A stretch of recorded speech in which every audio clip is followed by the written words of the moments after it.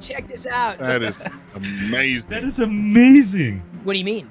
It's a sibling rivalry thing, you know. I appreciate and I love the NES, the original one. Ones that I had played or not played, whatever it may be, I just started a collection. I go for what looks fun and something that I'm going to play because I play the games. I don't just leave them and set them on a shelf and buy stuff for the sake of just having it.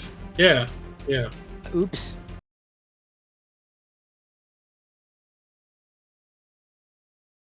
Hello, Galaxy. I'm Chris Pirillo, and you've tuned into the Locker Gnome Digital Review, a podcast of sorts that we record live to tape using StreamYard, which is a sponsor of ours. Very grateful that they have come aboard to enable us to do what we do on Twitch and beyond. I'm thinking possibly, and I haven't actually run this past the guys, and gal. Sorry, we do have a gal in the room this week. I'll introduce her in just a moment. Like that's my, we have, during the course of these podcasts, we talk about something new every week, Well, I've got a tech angle for what I've got this week. Believe it or not, there is a tech angle for that. Oh, hang on just a second. Yeah, I was missing the StreamYard sponsor logo. You have to blow into the microphone away and it appears on screen. Wow. If we all do that, does it give us multiples? No, do not blow into your mic. If you do it, unfortunately, you'll turn moist. Also, don't blow into this mic, please. Please. No, don't do that. Don't do that. Not a good thing. So anyway, we're going to be talking about this, that, and the other thing, having a lively discussion. The videos sometimes, or parts of this podcast are carved out into individual videos. And hopefully you catch one thing or another. But what I've been thinking, because we do this on StreamYard, we have the ability to simulcast a podcast onto YouTube. So what about the possibility of doing the podcast live on the YouTube channel? So we'll have an edited version, right? But an immediate live to tape version. So we've got audience interaction during the actual podcast. Does that make sense? And we could feed back to chat and stuff like that too. I think that's a great idea. Yeah. So, I mean, I don't know how, it'll still be long form, still the same kind of format, I think, but something that's potentially a bit more dynamic. And of course, we do it on Twitch all the time. That was kind of the inspiration behind doing something long form with everybody here, because we'll talk about 1,000 different things on any given night on Twitch. Although I've been really quiet lately for a lot of different reasons. So I'm not quiet now. Clearly, I don't know what everybody else out there who might be watching at least the beginning of this, what they think about doing something. Even if you're not able to catch it live, you can go back and watch it after it was live with, again, StreamYard being the conduit. And then, of course, the edited version of the clips are a little more dynamic and more like edited style videos. But I'm just kind of curious to experiment with the live aspect of a long form, quote unquote, podcast. And I just throwing the idea out there.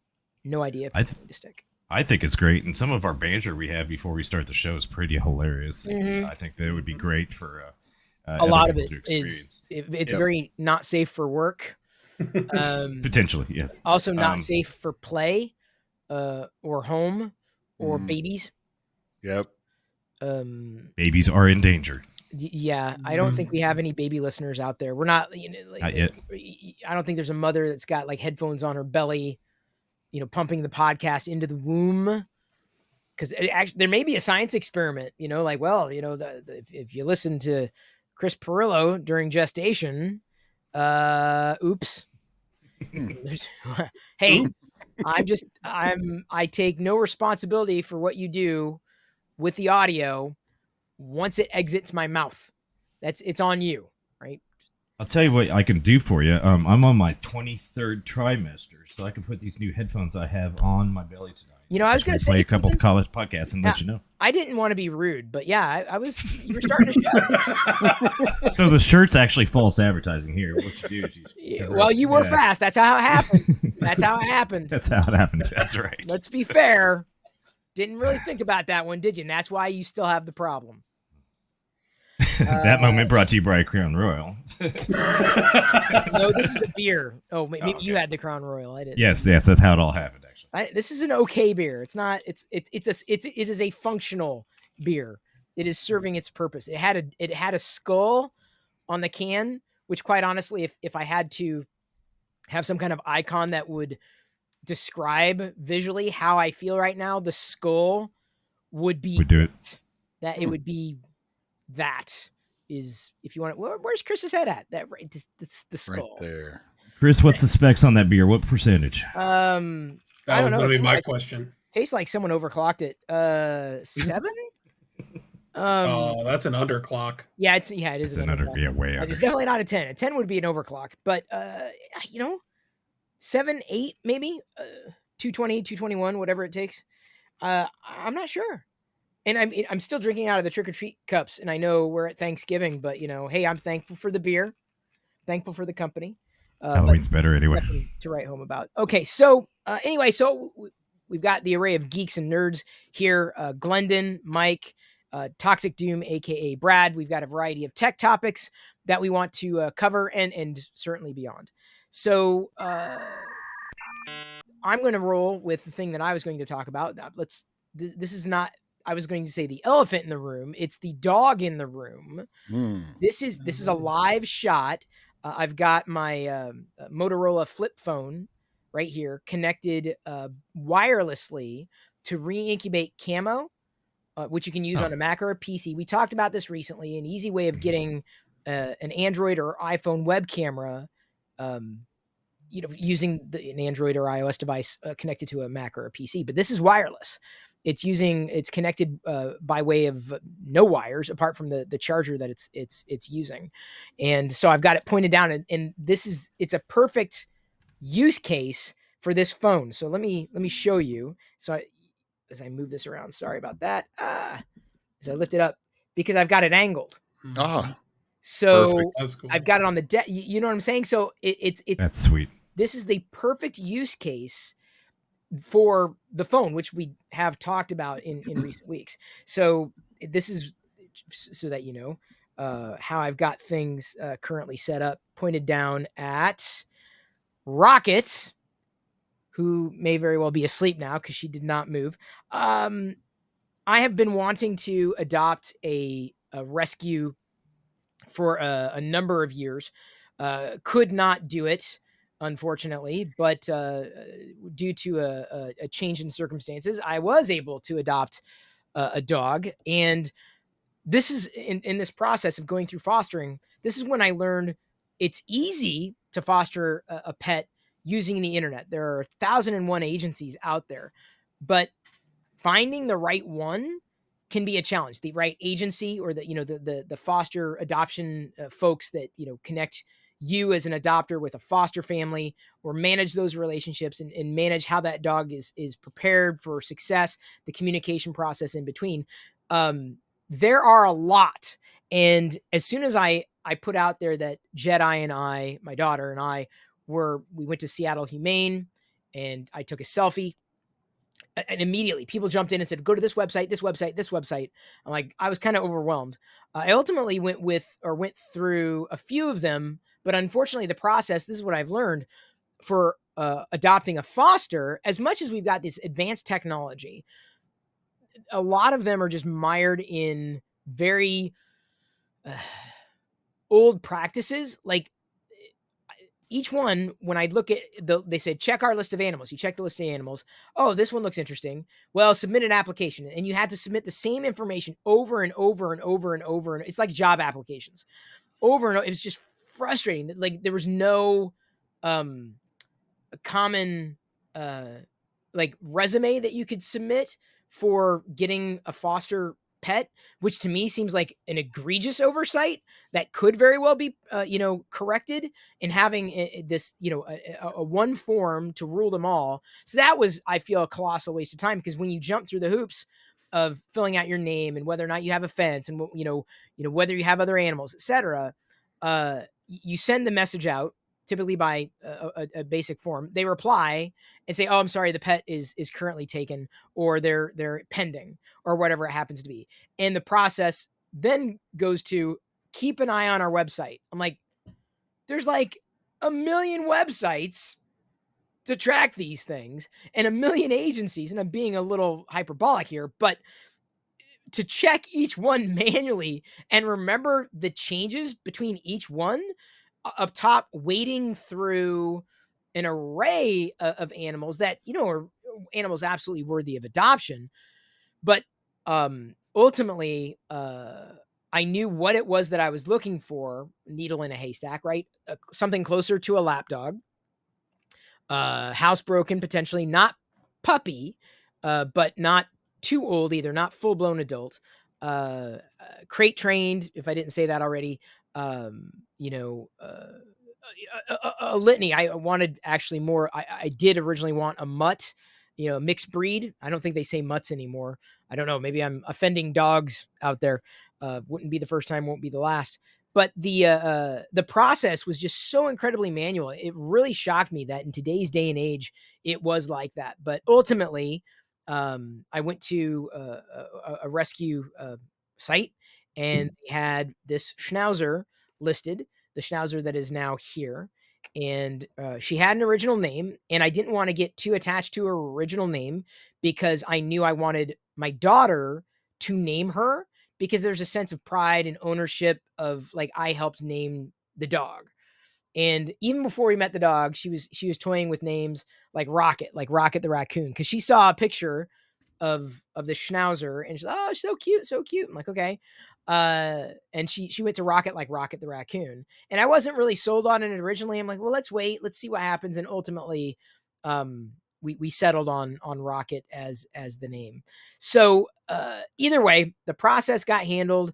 I was connected with a foster, talked to this older woman on the phone. This was an owner surrender. Not a lot of behavioral issues apart from being just too puppy and needing to be trained, which is not a huge issue. There's actually a Black Friday sale happening at one of the local pet chains, 30% off one-on-one training. So I saved a massive amount, and we're going to have like 6 one-on-one sessions with Rocket here starting Sunday. So preparing for all that. But they end up, this particular agency puts a whole bunch of pets on the truck. These are largely, they bring these pets from Texas to the Pacific Northwest, because Texas apparently has a massive overpopulation problem with animals, abandoned animals, pets, dogs, etc. This was not a pit bull, nor was it a Chihuahua.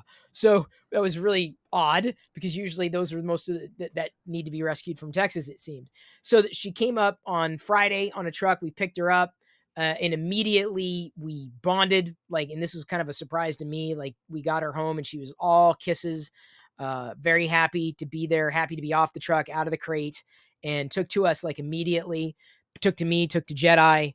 And I felt, she felt like she was home, but because of her past, owner surrender to a foster, now to this place, there's that sense of impermanence that may not actually settle down, or dissipate for another 3 months. And then we'll see a full or more full personality kind of come out. Until then, it's going to be a lot of, experimenting, finding our way, saying no, saying yes, doing this, doing that, being very patient with the dog. She's already gotten into, a fair bit of trouble, but she is, you can tell, also wanting to be much like Pixie, a dog that I had, for 16, 17 years. She wants you to, be proud of her. That's the kind of dog that this one is. She doesn't want to do something you don't want her to do. Like, it's very, very clear, apart from when she's really, really excited. So the funny thing is when I have to crate her name Rocket, she got before we knew, but like, after you open the crate door, she zooms out like a rocket and then does the zoomies, like, so she is a rocket. But yeah, that is, and she moved. It's a She did. dog. It's a I was real, about to say the one thing you should have done is to check and make sure it's alive. It is alive. Okay, it is. So, though she may pop out of her quote unquote bed. That's the word for that. That's bed, and wander around. Although I don't really want her to do that because we don't have any child safe gates up. But anyway, so the technology, like what I'm saying, all in all, is without the internet, I wouldn't have been able to adopt this dog for all intents and purposes. I'm not going to say perfect. But I don't know if we could have done too much better given the parameters, given that I wanted to rescue, not adopt from a breeder. I wanted to be able to bring, save a pet, save an animal. And so without the internet, without, these agencies using websites, their own, but like Pet Finder, I think is one of like the centralized repository that will allow you to search all the agencies if they connect to the centralized database, but there's still no unified form to fill out, which I feel that's ripe for disruption for someone to come along and do that. If there's money in it, I don't know. I'm just saying it was a pain in the ass. But without that technology, without the ability to connect with agencies, it wouldn't have happened. And this is again where I kind of come back to in the early days, this was far more exciting than it is now. And I think we take for granted the internet and for all that it brings us. Welcome to the internet. Oh God, how did that song go? Bo Burnham. Like, welcome to the internet. Da, da, da, da. Da, da, da, da. Do you know it? Come on, really? No, but you're doing great. Keep going. Yeah, okay, Welcome to the internet. Da, da, da, da. Da, da, da, da, da, da, da, da, da, da, da. Come on, really? You were talking about color cams earlier. You thinking about getting one yet? A collar cam? Yeah, for the I can live stream too. Debated, but I don't know what I would. It wouldn't be as easy a conduit to use as, let's say, the camera pointed down at the desk. And I figured out how to make it so that it was unobtrusive. This is much easier as long as she's in that bed. The bed cam is she's just chill. She'll be there pretty much until I get up. Which is I want to be that chill. Yeah. Have another beer. Have a beer, and Right. you will be that chill.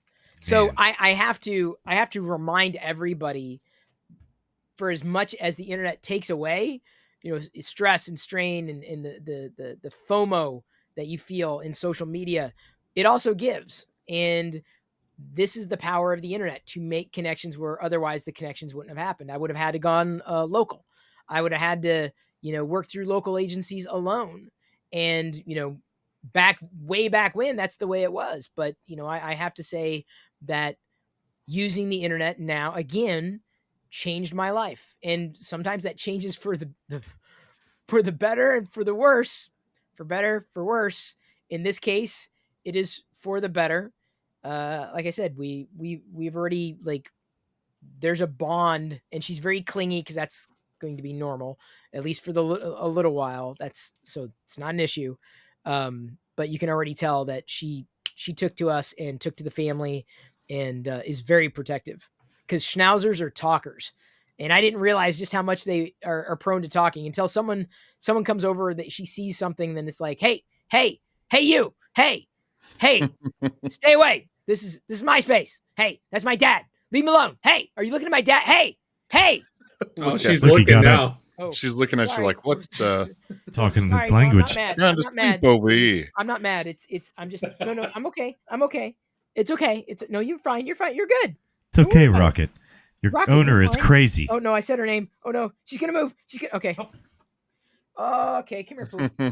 Oh, okay. So this is. Oh, she wants up. Oh, here's the thing I learned about. Hi, puppy. She is not a lap dog, or my lap is too small. Like, she is just entirely too large. She wants the beer. Entirely too large. Good dog. For my lap. Entirely too large. But yeah, she's bigger than I thought she was going to be. I will say that. Very pretty dog, though. Oh yeah. True. Very much so. Hey, pup. Hey. Yeah. Which one of you weighs more? That's a good question, actually. Chris, there's an easy fix for your bigger lap. You just need to switch from Impossible Whoppers to regular Whoppers. That's right.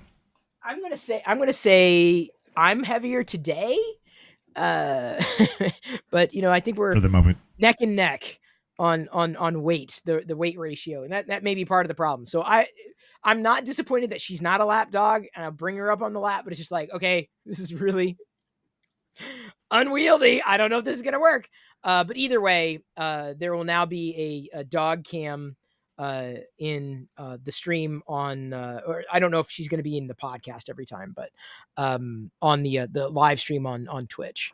And I have to thank thank you, internet, for once again changing my life, and I think for the better. You cannot deny that face. That's for the better, right? That's Yes. for the better, not for the worse. I've I'd had also that. say I've had the for the worse. I'd also say that thank you Samsung Flip for making such a good wireless on this, And even Motorola for not being Motorola. Samsung. Yeah. Oh, my bad. My bad. You said the Flip. I meant Samsung. Yeah, I know. It's a and I is it a Dang flip? it. Yeah, it's a flip.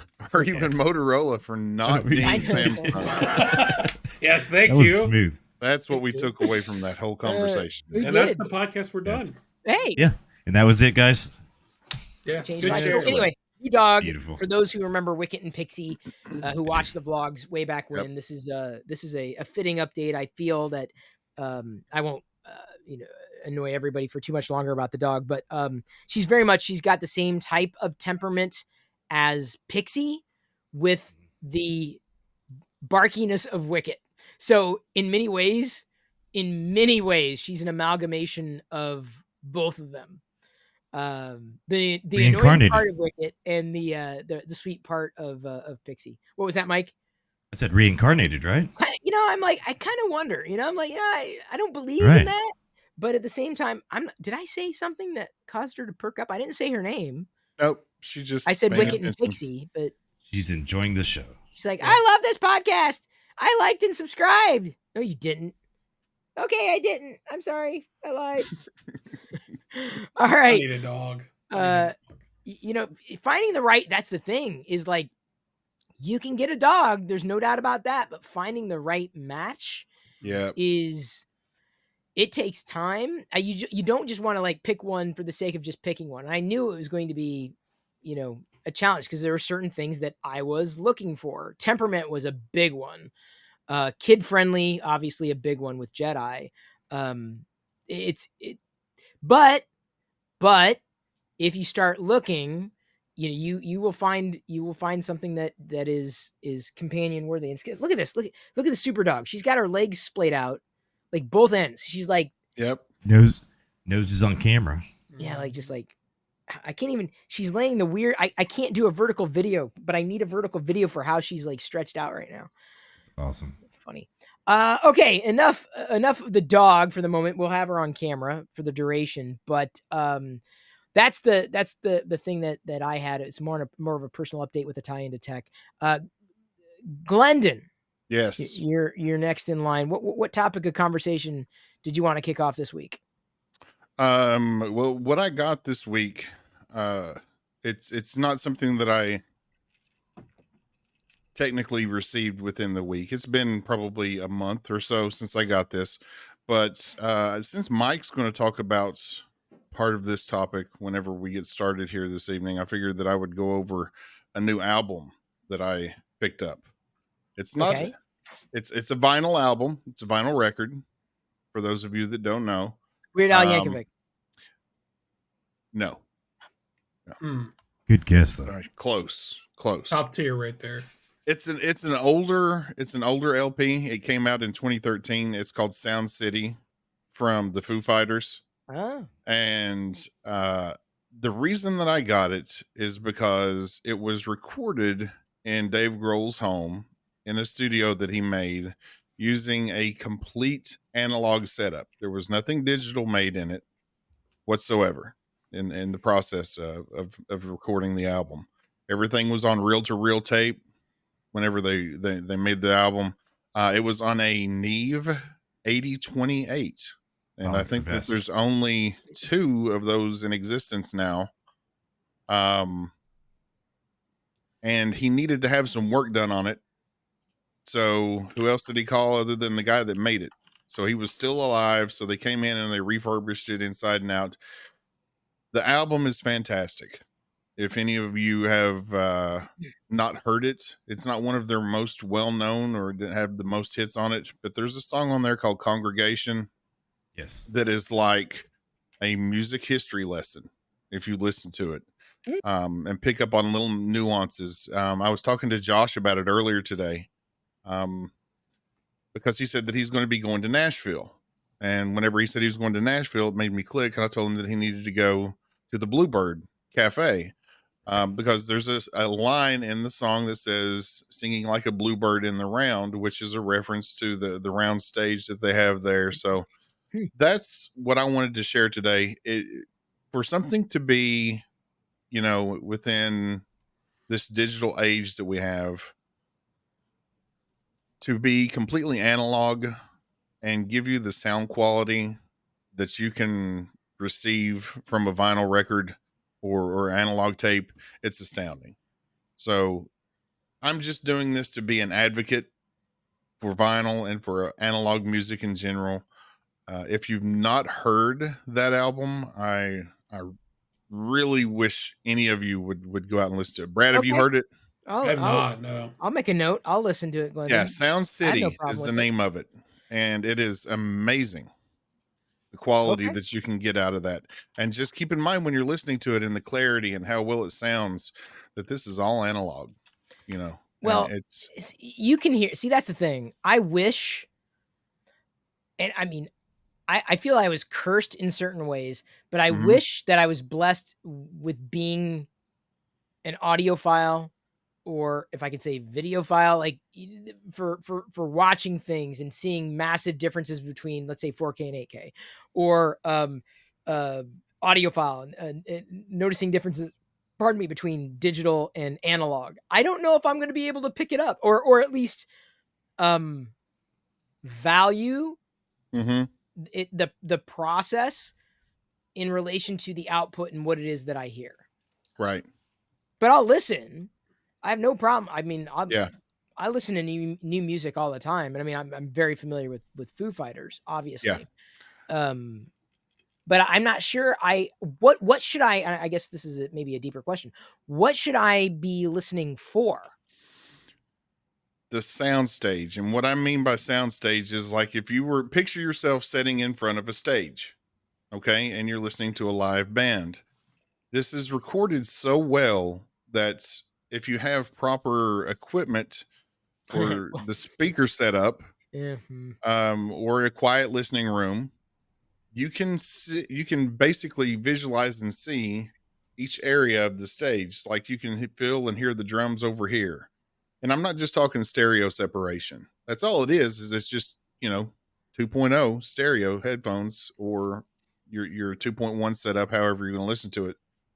But so it's not envelopes you. It envelopes you. Yeah, it's close to spatial audio. It's that special because it's just mastered so well that you can pinpoint. Like I said, you can pinpoint. Here's the drums. Here's the guitarist. He's singing over there. Even though it's not technically spatial audio, that's what I want you to look for. Or listen for. Yep. In this case, yes. Yeah. Well, you could look. You just wouldn't. You could look, but you wouldn't see. There's notes. And again, I do have a nice setup in there, granted, and I'm lucky to have it. But I can sit in front of the speakers, and it doesn't feel like it's being just projected at me. It's being projected around me. The sound envelops the room, and you really feel like that you're part of it.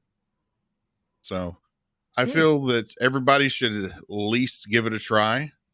It's worth a listen. It's got a lot of great songs on it. Like I said, my favorite is Congregation. Check it out. It's worth a listen. Okay. Also worth mentioning that they have a documentary about Sound City, and it is also equally as awesome. Yeah, there's actually a documentary that goes along with it and coincides it. And one makes you appreciate the other that much more whenever you see the hard work and effort that goes into it. So if you watch it, like I said, it's from 2013. It's been out for about 10 years now. So take a look and watch the docuseries or the documentary. So wait, so would this be classified as oldies then, if it's a decade old? No. Not quite there. No. Not quite there. Although the first time I heard 90s music on an oldie station, I died a little inside. I'm not going to lie. Died a little. Yeah. Try being 70s. I'm dead, technically. I'm not even supposed to be here. Again, is this like a Weekend in Burnings? Are they? Are you doing Puppet Master stuff? Exactly. Is that right. It's a fantastic look on you, by the way. Yeah. You wear Remember it he well. had that smirk like that? Yep. Yep. The whole man, I'm sorry, that was a good movie. I remember renting that on VHS back in the day, and enjoying the hell out of it. It was fantastic. Good movie. I've reenacted that a few times when I've had too much to drink. I think we should just like a weekend. We'll have a Weekend in Bernie's cast. Like. Yeah, you can do that. It's riveting. Keep that up. Even the dog's participating. The dog's like, it's just like all in. Dog's like, what the heck's what going did on I over walk here? Where am I? What did I get adopted by? What kind of people is this? Too late. You know what? I'm going to take my chances in the Texas heat and, on my own, because I'm done. I don't care if there's a TREAT. Yes, I'm afraid if I say that. Yeah, right. The understand. Word, it may be a trigger. It's not there yet. We haven't that. I'm not sure she's quite that. That's a common enough word yet, but I've got to be very, very careful. Very careful. I think Rocket's going to be 3D printing in about a month. That is more than likely the case. I'm not saying this is going to happen. My brother just got into 3D printing because I sent him my old Prusa, and he was telling me about a shop in Des Moines, Iowa, where he lives, where I grew up. That basically is a 3D printing shop. He went in there, was telling me, oh yeah, I got a Prusa Mini. And the guy was like, oh man, I'd take a free Prusa Mini. And then he pointed to the Twitch stream. He couldn't remember, Adam, my brother, couldn't remember MakerDeck. I'm like, go back and tell him about MakerDeck, and which is the 24/7 3D printing stream that we have on Twitch. Everybody's welcome to join and watch there.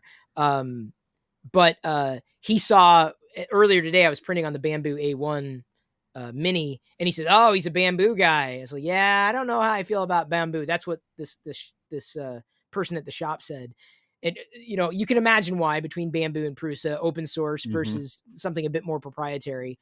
And, that's another holy war that I don't think we're going to be getting into right now. But it would be neat to see Adam, who's definitely more of an artist than I am, and definitely more of a tinkerer than I am. He actually sews his own shirts and sells them, more of a maker than I am. It'd be interesting to talk to him, Glendon, and Mike and Brad, about, getting started with 3D printing the way that he did and what he's doing. Yeah. But he jumped in right away. He had everything. I mean, the Prusa I had set up, he had to tinker with a couple of things, but he was pretty much printing on his own last night. And I was able to talk him through on the phone, get him pretty much all the way that he needed to be. And then I said, well, why don't you jump onto the Twitch stream? And quote unquote, everybody was there. And then he was on for a bit, and we were having a good old time. I saw him yesterday. Is he your older brother or younger? No, younger. He was, I'm the oldest of three. He's the middle, probably the more, I'll put it this way. It shocks me that he wasn't into 3D printing before me. It does, because he's definitely more cut out to be that. Even my youngest brother, who's into camping and outdoors and has done woodworking, like the middle brother, I feel would have gotten into 3D printing before I did. So I feel like I'm an anomaly in my family, being as into 3D printing as I am by comparison to my other brothers. But I figured it was I figured if I just got Adam, my brother, a printer, he'd take off. So he went back to that store, picked up filament. He got PLA, and he said that there was a PLA apparently, which is the filament that you would use in 3D printing, or one type of filament. There's many types of filament. To explain to everybody who's not familiar with the term, polylactic acid, PLA. He said there's one company that apparently, I don't know if it's upcycles or recycles ocean plastics as filament to print. That is awesome. I'm like, really? And I'm kind of like, I kind of want him to kind of buy that for me and then ship it out, because I think that's kind of neat. A nice way of recycling. Now, granted, most of the stuff that I print may very well end up in the ocean. It's the circle of life. And the Lion King, plastic, well, just throw it back into the ocean. Yeah. It floats. It's a witch. That's how you know it's a witch, because it floats. Yeah.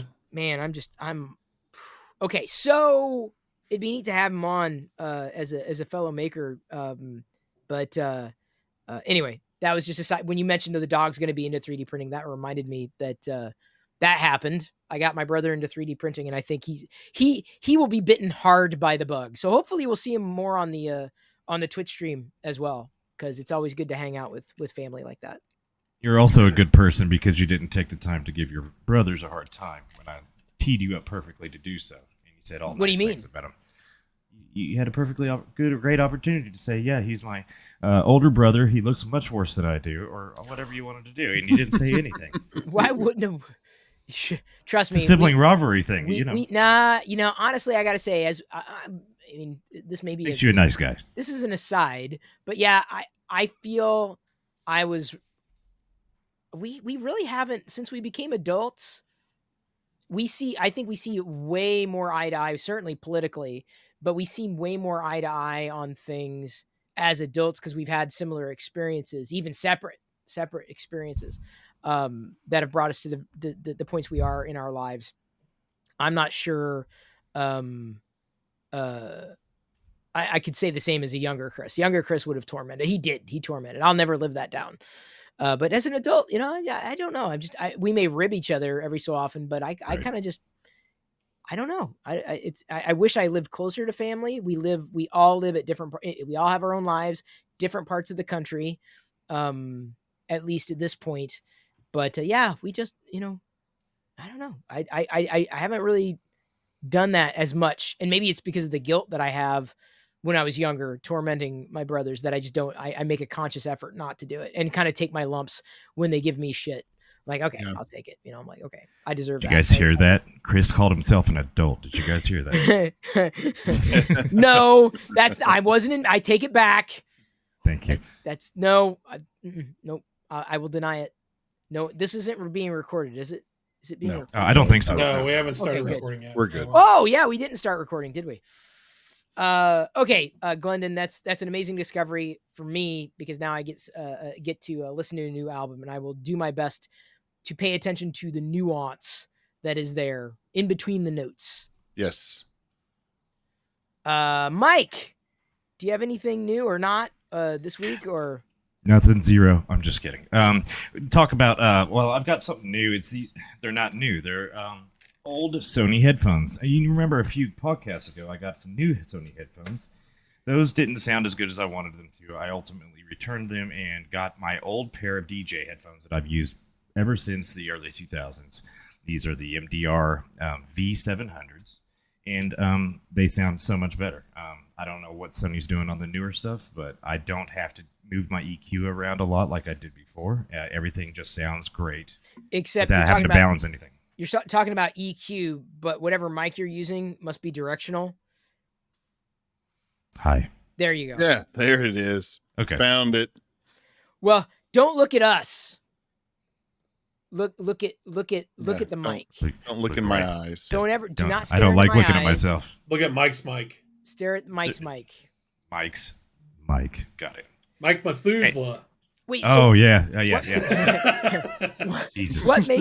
What makes these headphones better than the rest? Honestly, again, self-admitted, not videophile. You could give me a great pair of cans, and I wouldn't know the difference. I don't think. So on these, there's more of a balanced sound. You hear your mids very crisply. You hear your highs very crisply, and the bass is very prominent. Whereas on the other ones, it was very bass heavy. It was an XB series. The XB does stand for extra bass. So I should have known that going into it, but I wanted to give them a try anyway, and I was hoping they would be balanced. They're not being balanced. I had to take them back. I've got these older ones now. You plug them into anything, they sound amazing right out of the gate. That's the one and done type of scenario. They're designed for DJs, so they have a lot of different swivels and turns to them. You can do all that stuff. I'm sorry. No, I'm sorry. I did not mean to freak you out, dog. Sorry. Go back to bed. Go back to bed. Go back. I will. What'd you do? DJ. I started to pretend. He was doing his scratching on his DJ. While you took your headset off, he was. Yeah. Scratching. Nice. Oh man, scarred the dog for life. Sorry. The dog's ready to DJ. What are you talking about? It's my jam. Air it. No. Can you go to bed? Yeah. But anyway, so these headphones are the new show off for this week. It's new old stock, so hopefully they'll be the last set of keys I have to buy for. Oh, they're new old stock. Oh, yeah, that's they're really new old cool. stock. Where did you find the new old stock at? I got lucky on eBay. And Okay. I had been watching this seller that had been selling a lot of new old stock DJ equipment, and he had these for $60, and he had them on there for about 10 seconds because I bought them as soon as I saw that. That's awesome. Whereas the new ones were $89 and they didn't sound as good. So it's to each person's ear their own. Some people like a bass heavy sound. I don't. I like hearing everything equally, and that's what these do. This is my third set of this model, and no matter what other models I try, I come back to these. So that's what I got for this week. And then we'll talk later about vinyl versus digital, or analog versus digital, since we touched on that earlier. So we're going to bounce back and forth on that, and also streaming services, Apple Music versus YouTube Music versus Tidal versus Spotify versus Pandora. Which one sounds better? Which one's better for you? Why, how, when, all that stuff. It'll be fun. Big discussion. All right, that'll work. Brad, aka Toxic Doom. Did we ever? Moist. Did you this? What Pokemon character you 3D printed? Like, was it a Squirtle? Was it a? That's actually what I'm showing. It's done. Oh, check this out. So this, oh my god. It is a. Let me make sure I've got the specs correct. Pikachu. No, it is. I've got one of those. I got to print that still. This is a Kung Pao chicken. Wow. That's next. It's just going to be a ball of chicken.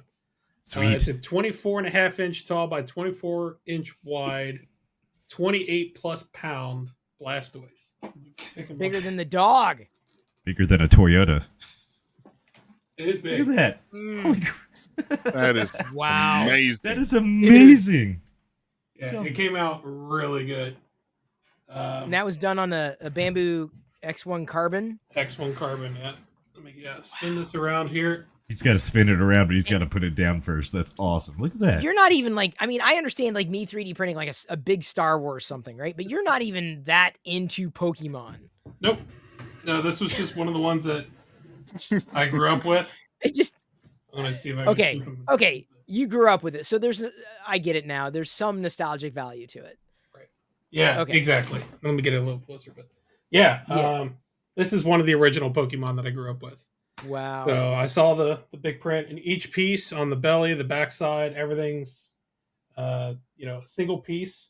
And I actually made a time lapse of every piece being printed, and then the before and after photos. I uploaded that to YouTube. So did you when you did that, at least on I don't know which platforms, 3D Gloop is pretty active. I need to make sure that Andrews there are two Andrews, right? Glendon? Two? Yes. Okay. Mm-hmm. I need to make sure they see what you've done and that you used 3D Gloop to do it. Yeah, it was all Gloop. I thought I would be good enough using the 4-ounce bottle on a scale this size. Even using it sparingly, I ran out of the first bottle. So I ordered a second bottle, which they do make bigger bottles. But of course, once you open it, and you really only have a certain shelf life on it. It would have been more cost effective to buy the big bottle right off the bat, but I did have to order a second bottle. There was a little bit of a shipping delay. So it did take a little bit longer for me to glue it together. But again, all the weight is going on the tail and the two legs, and those I did not want to flex or break or anything like that. So yeah, it was exclusively put together with Gloop, the PLA. So dude. Yeah, I need to emphasize how many days close. You had to print that. 20. So total print time was over 17 days nonstop. But for me, because obviously, you have breaks, you're not home, you get jams, sleeping, whatever. Yep. It was just over 20 and a half days for me to complete all of the printing for this. Then, of course, you've got, figuring out how it all goes together. You've got cleaning up support lines and that kind of thing, and then gluing everything together. So that basically took a month. Yeah. Yep, that's a good way. If I had This was his brand new printer, by the way, folks, that he had just received. This is the first print he decided to do on it. Go big or go home. Good God. No, he did the N64. You did the N64. You're right. That's right. I did that. So you did the N64 first, which was not small. Yeah, it was big. Yeah. It was also big. I want to show that. See, that's the funny thing. Getting a brand new printer, that would drive me crazy to have one print for a month going. Oh, I know, right? I don't know, dude. The payoff is really I'll Yeah, give now you the see it and payoff. it's fantastic, Yeah, see, but but that's how I feel, Glendon. I'll say this, like that's how I feel, and I don't have one in the room because I already took a picture and then put them away. The Star Wars figures that I 3D print from Play Action Toys, it takes me sometimes several days just to get each part right, so that the figure that I have when I'm done is a quote unquote perfect figure, right? And I print like usually 12 or 15 of them, depending on whether or not they're army builders. So I just did a Cad Bane that was just released by Play Action Toys last week. Took me longer than I thought it would. And then I just started the Tusken Raider that he released today. So it takes, I'm fine in pressing a button and just letting it go, and then a few hours later having something. But the fact that the Star Wars figures that I do, these small, like the opposite of a giant Pokemon character, the fact that they take, like, the fact that it took you 20 days to do that, I don't know if I could wait that long. For me, like 3 or 4 days into 3D printing a figure that's ultimately going to be this tall is a long time, given that I'm the only person who's ever going to care about the thing that I've printed. True. So that, Yeah. I mean, but multiple pieces, if that makes sense. I hit that point on this model about 12 or 15 days in. It's like, man, I got to keep going because, like, everything else, it's my only printer now. yeah. And everything just starts piling up. You look at other projects and things that you want to make for people, but you got to get this done. So still just cranking out. And there's the end result is cool. Don't get me wrong, but you're only printing like one block that's white or one block that's tan, and it's boring to look at. And I streamed the entire print on MakerDeck, and people are like, "What the hell is this guy printing?" Because all you see is just like a random shape, or how is this a head, or how are these the Yep. People didn't know. So yeah, I posted the video link in Discord on both MakerDeck and our channel. That's the time lapse, right? Yeah, it's the time lapse with the couple videos and the specifications of it. But it took a while, but it was worth it. He's heavy. Works for me. Yeah. I mean, it's not mine, but however you printed is, dude. It's heavy. Yeah. Now I got to find a spot for it. Like I had a friend of mine. She has a couple of kids, and I sent her home the other day with like a bunch of Star Wars 3D printed trinkets, right? And the kids kind of liked them. She said, "Oh, they loved them. They loved like the Lego stud the most."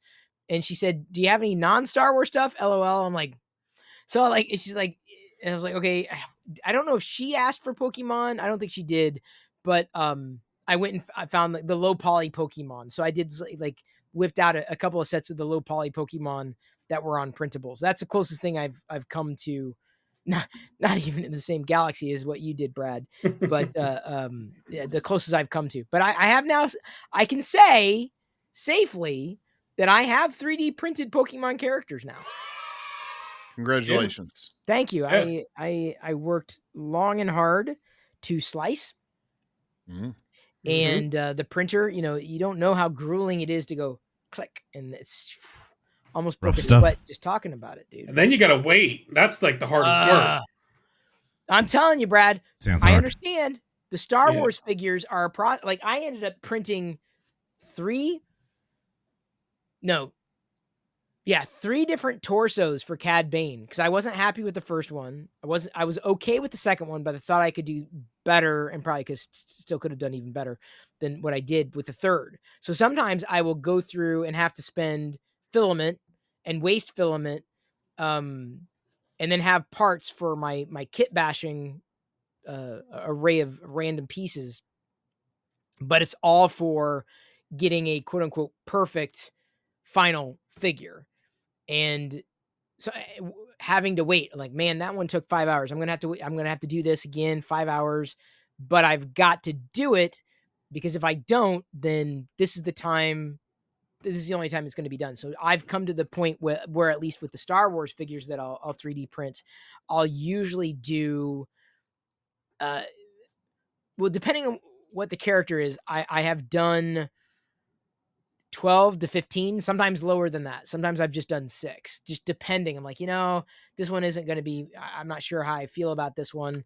I don't need too many. It'll be easy to reprint again. But if it takes multiple colors, then I'll typically print multiples, because then I could give some away. I've got backups, whatever it happens to be. Because I'll be wasting the filament anyway, at least with the X1, right? Because it shoots off the filament as you go layer by layer, depending on how many filament changes per layer happen to take place. Okay, that's epic, and I think in a nutshell, that is That's puts all actually my a stuff to turtle shame. shell. Man, Turtle shell. yeah. Was that Squirtle? Is that the character name? Blastoise. Yeah. Blastoise. Yeah, this one's Blastoise. It's the final. Well, I don't know what the generations are now, but there's 3 like evolutions typically for most Pokemon. This is the final form per se, or evolution of Squirtle.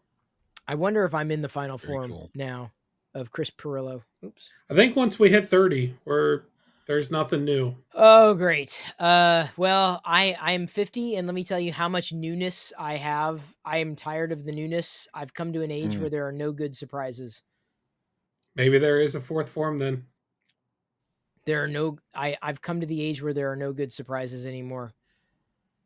Well, you haven't gotten AARP stuff in the mail yet. That's right. That comes. Yeah, but that's not. Maybe that's the 6th one. But that's the thing. It's awesome. Don't get me wrong. I'm all for the benefits, but like, you're still that old that you qualify for AARP. So it's not a good surprise. You know what I'm saying? I've been thinking about it for a minute. I'm pretty sure Brad's going to print out a Buick next. Am I close? After the finish, or the extra room on the house. Once that's all printed. You're going to need that if you keep printing the large ones. So he could store all of his 3D prints. Fantastic. Love it. But as far as topic tonight, I'm going to be asking and kind of carrying on the conversation with you guys about retro gaming, collecting, what you look for, what I look for, pros and cons, which consoles, that kind of thing. Works for me. In fact, Brad, do you just want to roll into it, and then we'll sweep backwards the way that we came in? Yeah. Walk backwards. For me, my childhood console was the N64, which is why I have ties to it. I mean, youngin. I know. I did not get the NES or SNES as a kid. My first home console was the N64. So I was late to the game with it, but it was my first console. So of course that's my nostalgic tie to it. However, growing up as far as gaming is concerned, and I've touched on, it's hard to see right now because I've got the main light off, but the original Xbox that had come out, that I had mentioned I'm going to do a mod chip on in a previous podcast. That's the one I probably gamed on the most.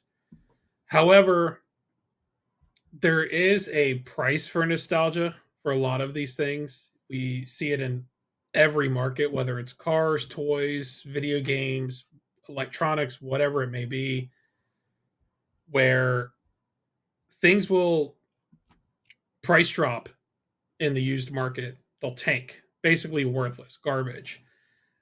After about 15, 20 years, sometimes 10, but it's not as common. 15-ish seems to be about the sweet spot. People start to itch for that nostalgic factor. Or, hey, I remember I had this game on the N64 or the Atari 2600 or whatever it was.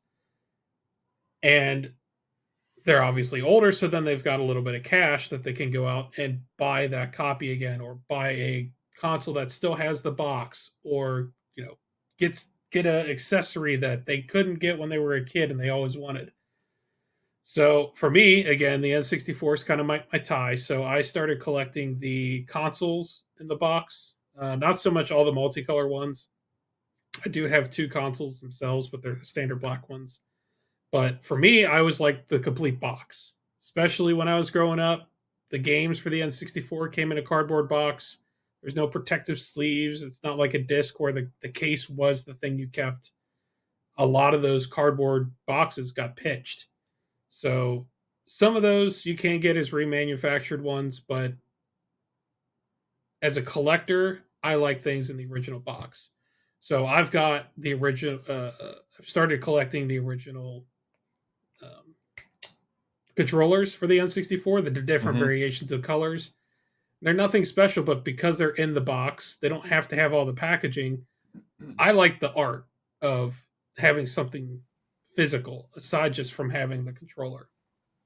And I started collecting this when the prices were trickled down still, but it was starting to come back up on the nostalgic price gouging, is what I'll kind of refer to it as. So I was still able to acquire quite a few N64 games and like the drawers that they had for the N64 where you could put your games in and it was, you know, you could Yep. stack a couple of the drawers, you could pull them out. They basically were miniature versions of like a VHS caddy. And I bought a few of those. Again, started getting games that were kind of cool, ones that I rented, ones that I had played or not played, whatever it may be. I just started a collection. So that's kind of where I was. And then, of course, the prices started to go up.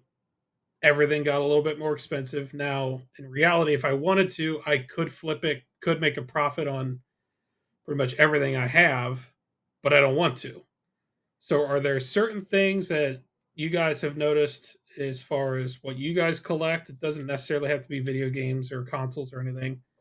What kind do you collect? Do you prefer in box, in package, new in box? Um, where do you guys typically collect at? I as much as I would love to have an NES collection, I grew up with the Atari 2600. That was my first home video game console. And I'll come to that in a second. I loved the NES, the original, right? Because I ended up getting one, or our family got one in between 8th grade, 9th grade for me. So it's still like that. There's still nostalgia for that growing up. I would love to be able to get a full run of cartridges, NES cartridges, but forget it. Like I just look, I'm like, there's no, unless I like luck into that, you know, the way that I would love to collect them, it's just not, it is not going to happen. But a few years ago, I went to a local comic book shop's the wrong way, but to frame it, but like toys, collectibles, comics, etc. Went in there and I saw a text label Atari cartridge.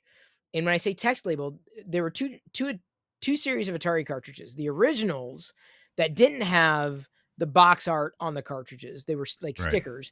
And then before them came just text.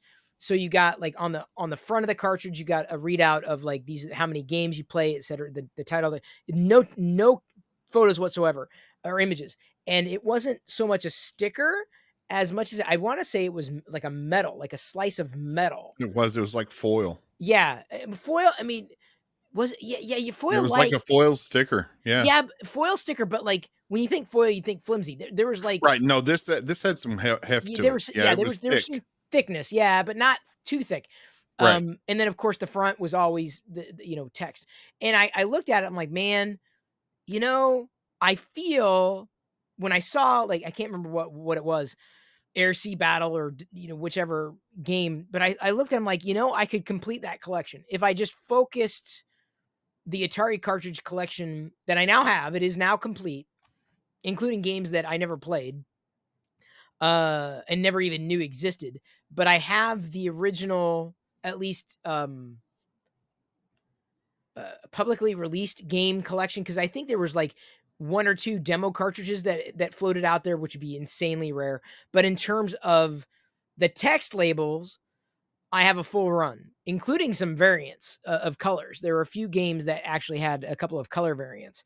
But that is, if I have a retro focus collection, it is the Atari cartridges, and specifically, and I have to be very clear about this, the original line of cartridges.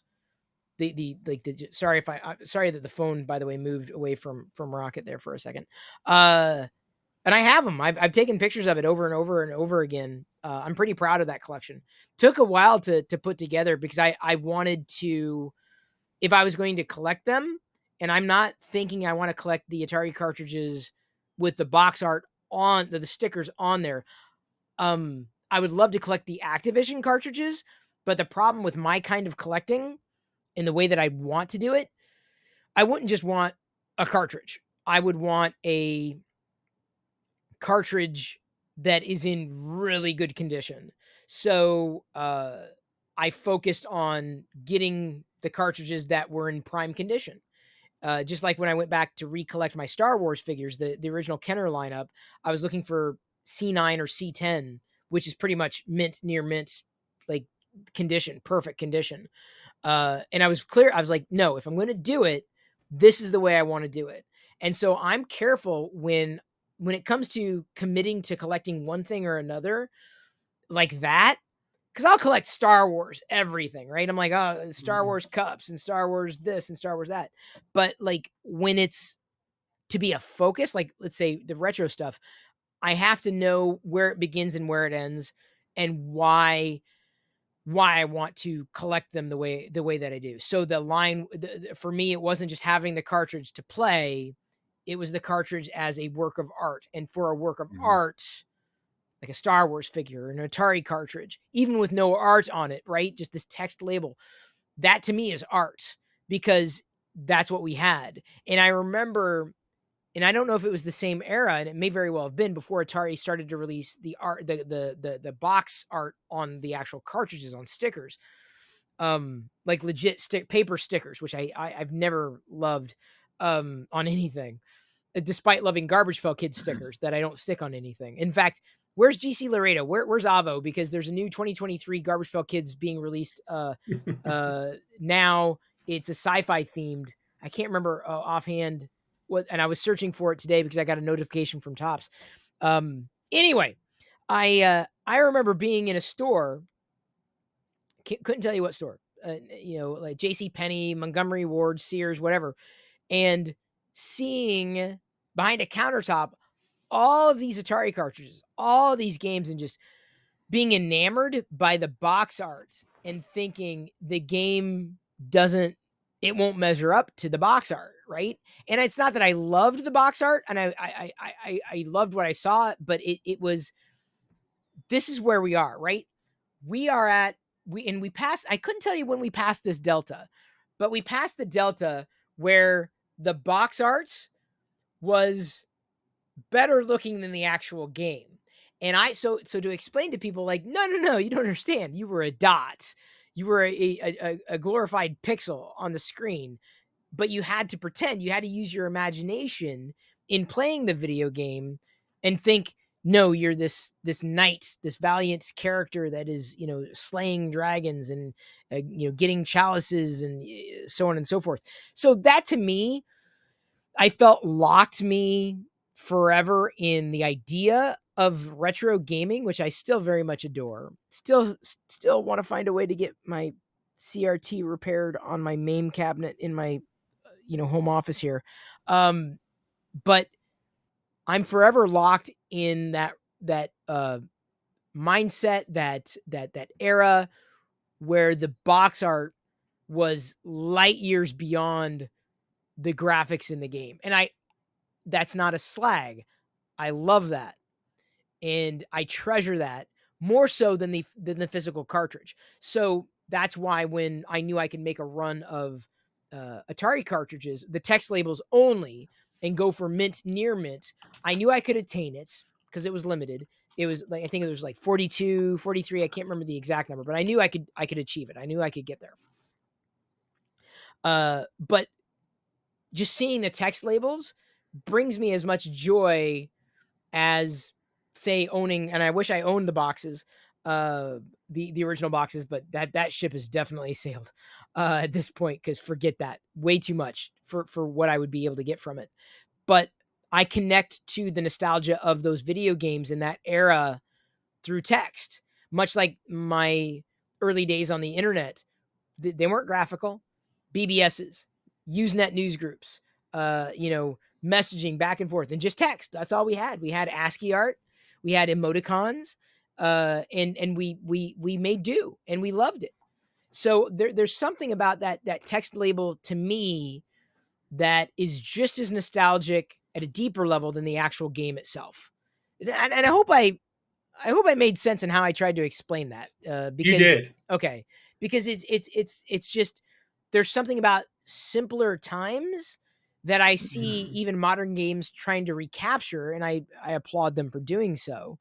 But when I talk retro, it's that delta of no, you had to use your imagination. You did not have graphical experiences to drive what you saw on the screen. And I got to tell you, there are days that I really miss that. I miss the simplicity. I miss the I miss that feeling. Because not to say that we've been spoiled by JPEGs and pings and graphical web browsers like Internet Explorer, but and I know I realize that browser is dead at this point, but even back in the day, it was a big deal.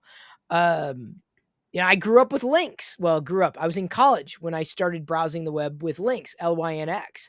So browsing the web by way of text, it was a different experience. And that was college age or college era, which at this point, that was over half a lifetime ago for me. I'm checking my watch as though I've got an exact calculation of when it's going to be. how old I am. But that to me, the feeling, not just the gameplay, not just the graphics, not just the cartridge, but the memories that are tied in contemporaneously with that era of my life at those different periods of playing Atari with friends in the neighborhood, of playing the NES with friends in the neighborhood. Remember seeing SNES in college, not getting into it. I was never that deeply into video games. And then I got into the internet, text-based stuff.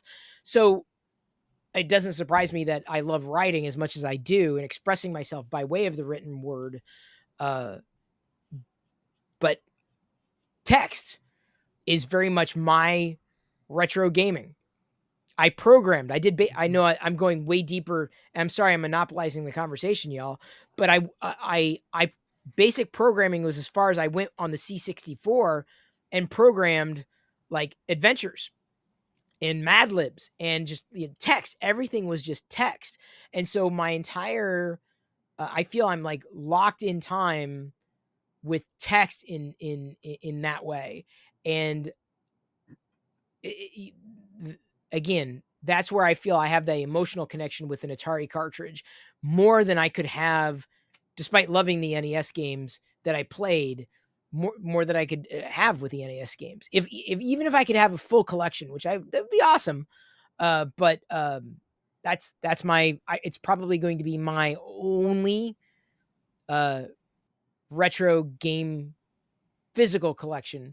The only exception to that, which I would love to do, I would love, despite not liking stickers, I would love a full array of Activision games. But the problem is in being a C9, C10 type of collector is finding an Activision game that looks decent with the sticker. It's, dude, you want to talk about impossible. So I'm just like, I don't want to start if I don't know I can complete that collection. So there's a long answer to your very short question, Toxic. Well, do you remember Gopher? I did Gopher briefly. I did Wace, but the protocol, of course, was HTTP or the www World Wide Web. Sorry. Okay, so that's the answering you, Mike. Brad, what were you asking? Yeah, I mean, you made a good point about the box art, because I remember, of course, buying the games, but occasionally going to Blockbuster, rarely Hollywood Video. Ew. I would go into Blockbuster and they go check out the gaming aisle. If you were lucky enough to take one home, the box sold you the story, right? Yeah. It was supposed to here's the entire game summed up in one picture. It's supposed to pull you in, kind of like a book. It's supposed to pull you in and kind of get hyped about the game that you're going to go home and play. You knew the graphics were not going to be that good, but you had the imagination part, and that helped because when you went to go play it, it was a whole new storyline for you. Now, I didn't even think about this until you said it. When did that point change? And I was thinking about it as you were talking. I think for me, me looking back at it, I should say, I would say it would be like the PlayStation 2, Xbox 360 era.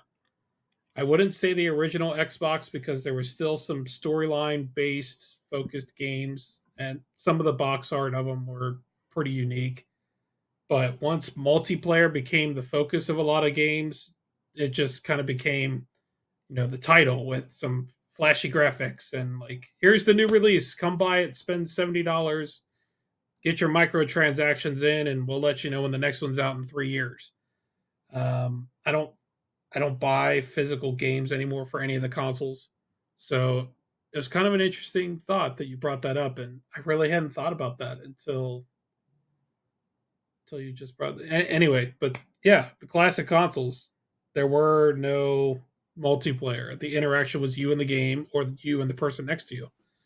Running around on GoldenEye 007 on a Friday night with 4 of your buddies on a CRT playing slaps, which is slappers only. Yeah, slappers only. You're just going around. There's no ammo, no guns, nothing. You're just going around just slapping people.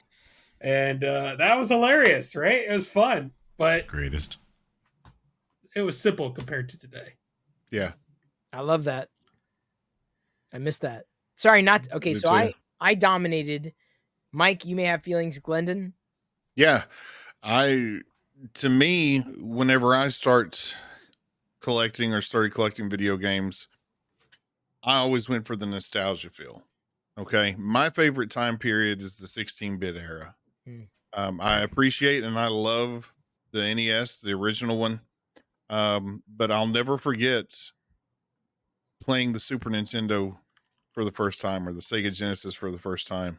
That my friend Chris is in 6th grade that summer. That's all we did. I was over there, he was over at my house, and I didn't have the Super Nintendo yet. He had it. So whenever I started having disposable income and could afford to pick up these consoles or these games, what I started to do was go for the ones that I had the nostalgia feel for, ones that he and I had played together. Whether it be something that he owned, or like Brad made reference to, we would go to Blockbuster or a movie warehouse is what we had here in town as well, to where we could go and pick up a game on a Friday night and play it through Sunday, until we had to get ready to go back to school, or unless it was the summer. But those were the ones that I first started going for, other than the ones that I had whenever I eventually got mine and still had. Of course, Mario came packed in with it. But the big one that I really enjoy, and it's hard as hell today, and I can't beat it today, I've tried, was Battletoads on the I Super remember Nintendo. Yeah, I remember. I know of the game. To me, that's still my biggest gaming achievement, is beating Battletoads with my friend Chris. We stayed up all night long and took turns level to level, because there was, we only had the one controller. He didn't have two controllers. It was a 2-player game, but he only had the one controller, so we had to take turns. And we grind and we grind and we grind, and we finally beat it. That damn level with the sled where you have to jump and you go through the caverns. I don't know if you've played it, Mike. Do you remember it? I do. I remember not beating it. Oh, but anyway, it was so fun to think back about those times. Those are the good ones that I go for first. Like I said, nostalgia feeling. I'm not a complete in-box collector. I don't have to have that. To me, as long as I can have, for like the Super Nintendo, a nice clean copy of a game, then I'm perfectly content with that. Now, with that being said, I will pick up broken games or games that looks like crap on one side and good on the other, because you can cannibalize those cartridge shells on the back side of them. You just take your security bit, pop off the back shell, and if you've got one that looks better than the other, then you can put it on something that's got a nice front sticker on it. So I always want to make sure that the cartridge and the label's in good shape. And for the Super Nintendo, I'm very picky. The plastic shells, the little covers that would go on the bottom of the cartridge, to cover up the PCB, the transparent. Yeah. I have to have those on every cartridge. So I'll go on eBay and just buy blanks of those, because I have to have those in hand, because everything has to be uniform. It has to look good. It has to look correct. For the Sega Genesis, if you don't have the hard clamshell case, forget about it. I'm not taking it, because to me, that's the selling point of the Genesis is the box art, and you got that basically like a VHS type box in the first iterations up until like the Genesis 3, the smallest version of it. They started towards the end of its life, they started putting them in cardboard boxes. Yeah, I remember like that. the Super Nintendo. But they had a clamshell that was plastic with an insert, and the cartridge would pop in there. If you don't have that, forget about it. Nope, I'm not taking the game. So I'm picky with that. For that reason, I don't have a ton of games because it's just not feasible for me financially to go out there and try to find a complete set. I go for what I know. I go for what looks fun and something that I'm going to play because I play the games. I don't just leave them and set them on a shelf and buy stuff for the sake of just having it. I want something that I'm going to play. Right. So if I get a game and it's a bust and I don't like it, I'm not going to keep it just for having it in the collection. I'm going to keep it something that I'm going to play. So I'll flip it and then go find something else. Mm-hmm. That's the way that I collect games. And as far as anything else, you're talking about vinyl. That's a different story. We'll talk about that here in a little bit. I do have some different parameters and guidelines that I do for myself whenever it comes to collecting that. But as far as cartridges and retro gaming, I love it. I'll never quit playing those old games. On my Steam Deck that I have, 99% of the time, I'm not playing the new PC games that I could be playing in my handheld. I'm using emulation, and I'm playing Super Nintendo and Sega Genesis games. Awesome. It's funny. So it's to me, it's the perfect little device to have for emulation. It's got a nice big 7.4 inch screen, and there's a new version that's out, and I'm having FOMO for that because there's a new OLED version that just dropped for the Steam Deck, and looks beautiful. I saw that. Yep. Yeah, Chris, 1,000 nits HDR and a small handheld display OLED. It'll burn your retinas awesome. out. It sounds good, but yeah, it does. I don't know if I don't know if I'm a fit for it. Unfortunately, I love I'm it. fit for it. I mean, I don't know. I mean, even the Switch, right? I got the Switch. It was an old, I don't want to say friend, but colleague, not, whatever, was selling a Switch at that time, and I picked it up, but I only wanted to play Tetris 99. That was of it. course. I knew it. It was a Tetris game. And then I didn't pay for the subscription upgrade or whatever it was, so then it fell away. So even having access to that kind of video game technology, right, in the handheld, it, for whatever reason, at least at this point in time, I haven't necessarily latched onto it. But you talked about, playing games with friends like that, and I have similar stories. I ended up getting through Intellivision, or the AD&D, Advanced Dungeons and Dragons, Intellivision games, or game, not games. And I only did it with a friend because I didn't have an Intellivision, but he did. And when we went over to his house, every time we went over, we would try to get to, I think it was Death Mountain was the name of the destination where you had to beat like the ultimate enemy or whatever.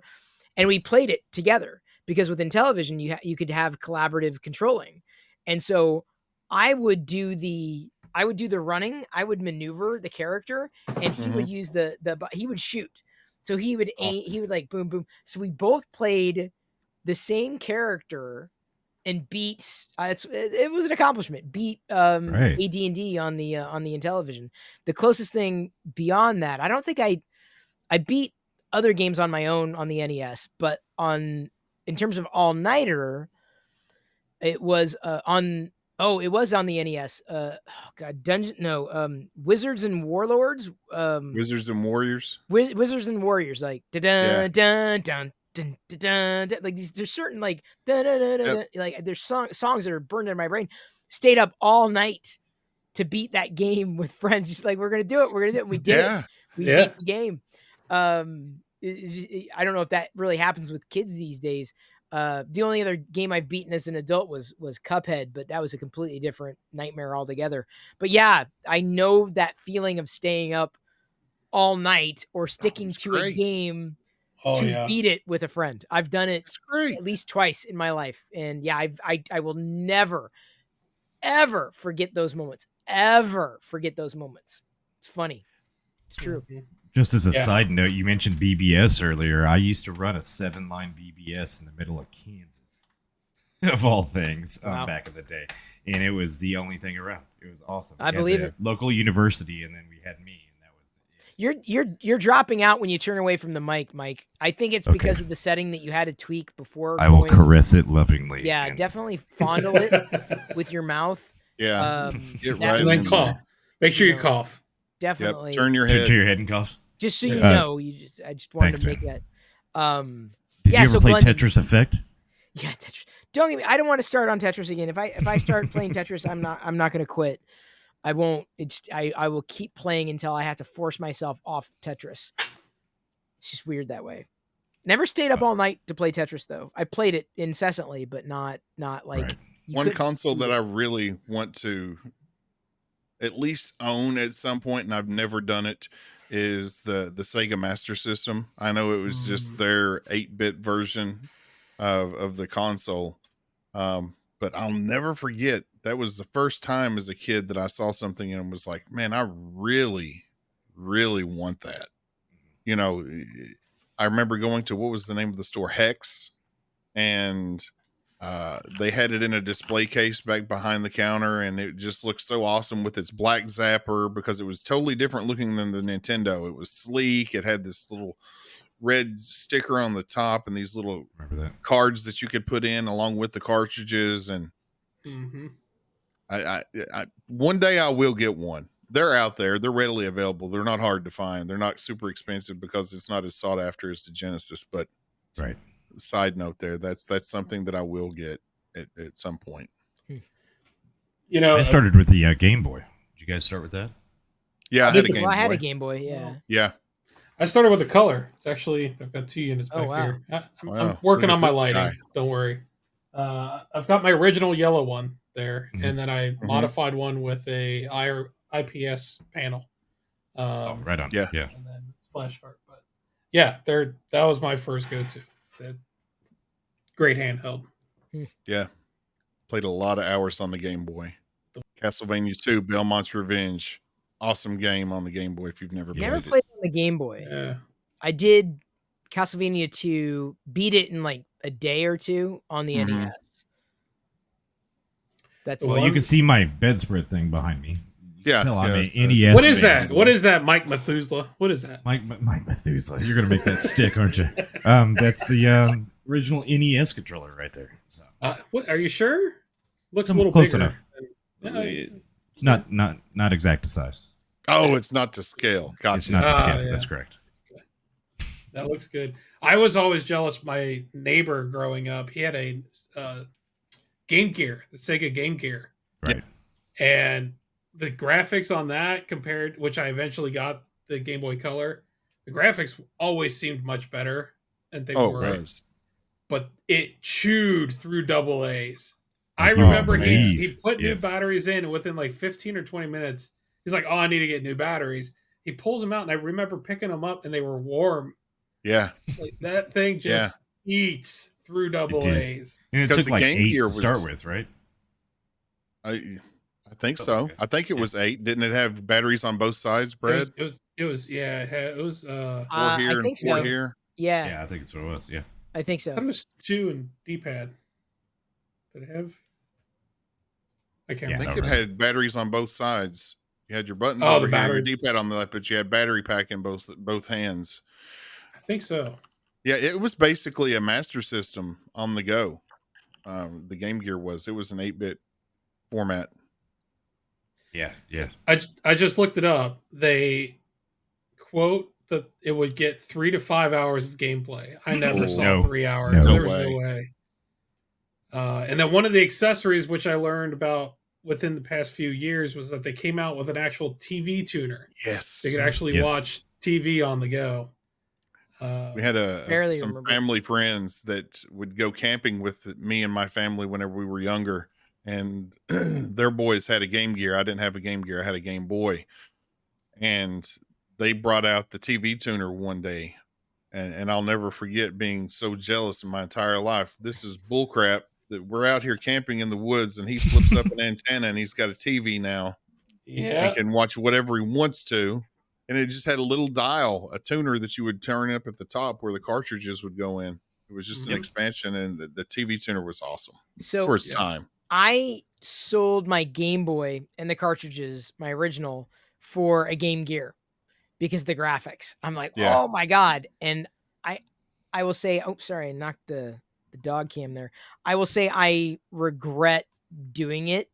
Mhm. Because I mean, as much as I love the Game Gear and the graphics and everything, I don't know. There was just something that I missed about the Game Boy. Maybe it was because of how ubiquitous it was. Yeah. I just did not. I enjoyed the Game Gear immensely, and I wish I didn't have to choose between the two. But I'm not. I only saw in thrifting there was a Game Gear. I did see a Game Gear, and I passed on it. Like the screen was just shot, and I'm like, it's not. Right. It's not worth it for me at this stage. But yeah, I did. That was my path. I did have the Game Gear, and I thought, man, this is so great. And I got a Mickey Mouse game, of course, Columns, Yep. which it came with. There was Castle of maybe Illusion for the I Game Gear. I can't remember. There, I had a few, maybe just a couple cartridges, but not Had a nearly purple label. as many. Well, that was the thing, is that I think the cartridges were more expensive. Yeah. Yeah, they were. And so I couldn't, as much as I loved the idea of it, and it definitely worked, and it was great for what it was. It was also problematic in the sense that I couldn't afford what it was that I wanted to play. So ultimately, getting the Game Gear and selling the Game Boy to get the Game Gear was just not a very smart move for me. I went from regret that it. Game Boy to a PC. I wanted an NES and SNES, but I wanted a PC more. And so I ended up doing my first gaming pretty much on the PC straight out the gate. But I ended up later getting a NES and Super NES. I want to get one of those console TVs. You remember that? It was furniture. It was all Mhm. wood, you know? Yeah. except All the for wood, the, yeah. The cabinet CRT in the middle. television. You're on mute, I think, or I didn't hear you, Clayton. I said it's the cabinet televisions, the ones I'm- that's in the big wooden. I'm having technical issues. Hang on. Could you hear me, Brad? Yeah, I got you. Okay. Gotcha. Wait, I'll keep talking and just say that I want to get one of those consoles, maybe put it back there or something. And then after that, I want to get like an NES, Super NES, N64, because I really missed that. And then get a VCR and Laserdisc, and then basically pipe all that over to this PC so I can stream it or do whatever. And I'll find out why I That'd be can't hear cool. you anymore. That'd be great. Yeah. There we go. I Well, fixed it. Have I you bumped guys mute. seen or are you familiar with the Sega Nomad? That's the purchase that I want to get next. Haven't heard of that one. I Whenever don't it think. comes to retro gaming, the Nomad was the follow-up to the Game Gear. It was a portable Sega Genesis, Oh, an LCD I screen, do remember and you these, could put yeah. your Genesis carts directly into the handheld and play it. They're on the expensive side. I'm gonna have to pay some cash for it, but so could you put your Phil Collins cartridges in? yeah, since it Because would if you play could do the Genesis yeah, cartridges, could yeah, you do could put Phil the Collins on Good his could you lord. own put your too. Peter Yeah. Gabriel cartridges in as well? Because that's No, the no, it compatibility. didn't back that far. It only Remember started that Neo Phil Geo? Collins. Come on, I thought that was a great gag. Yeah. It was great. There's one on Amazon. It's used. Somebody's asking $500 for one. Yeah, Is that a lot? yeah, For that. Yeah. For that. For that, yeah. specifically. because you would have to do a screen swap. I would definitely upgrade the screen to an IPS panel and change the capacitors and whatnot inside of it. So you're probably looking at a $600 to $700 investment to get one and then refurb it unless you find somebody that's out, at a garage sale somewhere that doesn't realize what they've got, which those days are basically over because everybody knows what eBay is and has a cell phone. Mm-hmm. Right. So it's hard to find those deals anymore. But that's what I want to get, Sega Nomad. Yeah, so I brought down some of the Nintendo 64 box Show and controllers that tell I've got. time. Yeah, just wanted to show you real quick Nice. why I collect these, because not only, So you know, cool. it's kind of Jungle cool to look Brain. at. It's got like the layout of all the buttons, and it's always individualized per controller. But there was actually different variations Atomic of the Purple. boxes. So there was different characters of different print runs of the different consoles, and I'm sorry, the different characters from the games. But you know, they kept the color pattern of the console all the way through, and you know, of course, the atomic purple one in the box was like, Yeah. that's 90s right there, Oh especially yeah. the font and everything. Screams Oh, 90s. yeah. I had, yeah, it's like, yep, I gotta get that one. I think that's the one I paid the most for, but that's why I do more of the peripherals than, to your point, Glendon, the games. It's a little bit easier, and they Yeah. don't. There's not as many, thankfully. So Yep. Let's not forget that the Nintendo 64 is the first console that introduced Rumble. Yep, yeah, it was. yep. You had that Rumble pack that you would plug into the back of the controller along with your memory unit. Mm-hmm. Yes. So it was,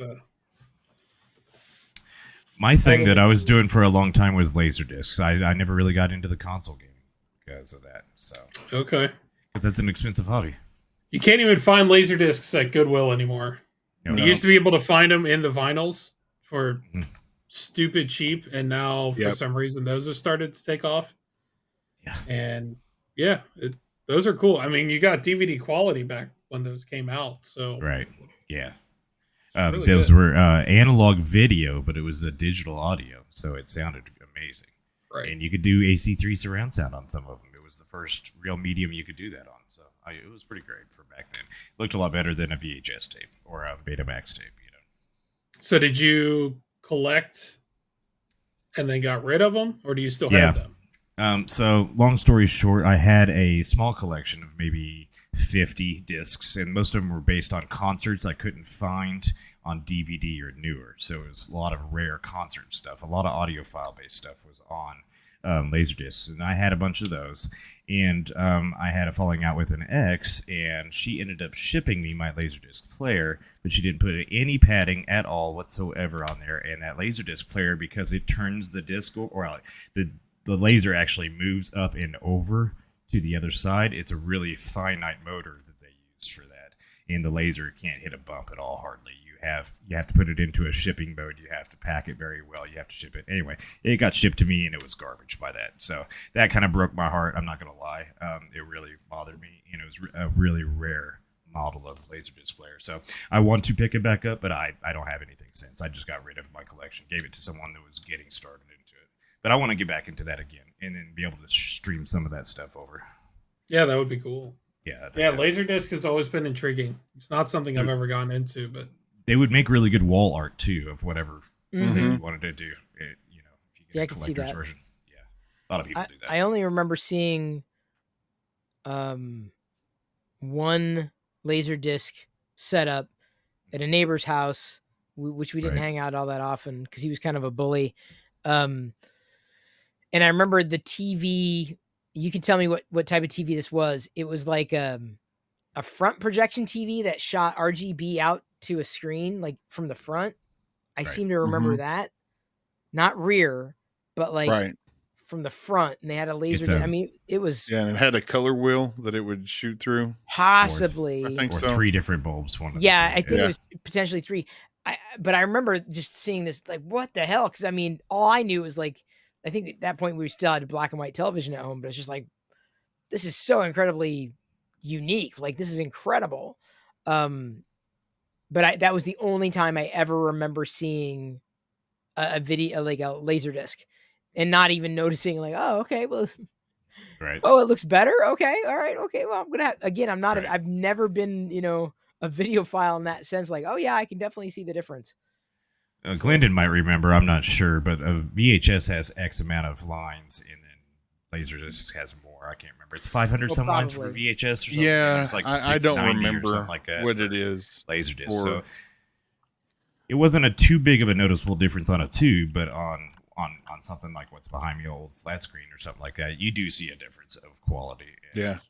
Yeah, but I like the way that Laserdisc just the has Laserdiscs themselves. always intrigued me because it's something that I never owned. You know, right? Right. You want to try out those things that you never had the opportunity to experience. The only experience that I ever had with a Laserdisc was in high school. Our library had a Laserdisc player, and I really couldn't take advantage of it because it was like on a 19-inch CRT that was on a TV cart. It was, 15 feet in front of the classroom. So you couldn't really Right. benefit from it. It was just there to be there, I think. They've got a budget to use, and I think that's all they used it on. But Right. I'd like to, because and I'm sure Chris has heard this, it's probably the definitive way to watch the original Star Wars trilogy. Close Is to on it. It is. the closest to Yeah. the theatrical release is the Laserdisc version. I have a rip. Someone years ago ended up copying the Laserdisc version of Star Wars onto a DVD.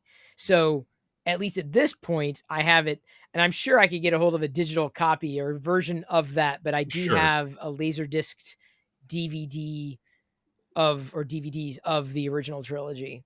Not that, I mean, I'd probably notice the differences, but the special editions never really bothered me as much as it did others. It did bother a lot of people. It did bother a lot of people, that's I for mean- sure. But I enjoy them both. I just think that it would be cool to have the original version readily available to play and not have to worry about a rip or something. And Yeah. they're just so expensive nowadays to find a good Laserdisc player, and the upkeep on them is not easy to do because those very lasers and the motors, like he was talking about, is. But that's what not I'm saying. easy Like, to repair. yeah, but I'm having the same problem with the CRT in my Right. arcade cabinet. Like, Right. I can't find someone, and I've tried, and I've reached out, and I've connected, and I've contacted, but like, I cannot find someone to effectively help me get it repaired. And so it's just at this point, it's kind of in disrepair. It's there, but it's like I need to get it replaced, or I need to get it gutted, and I need to get the whole thing redone stem to stern. And finding the right person for that, finding the right option for that it remains elusive. It is very much a very low priority at this point.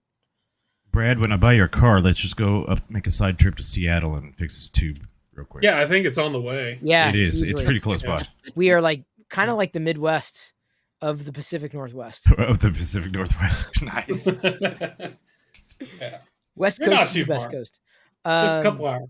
So that was all springboarding off of Toxic's question about collecting and retro stuff.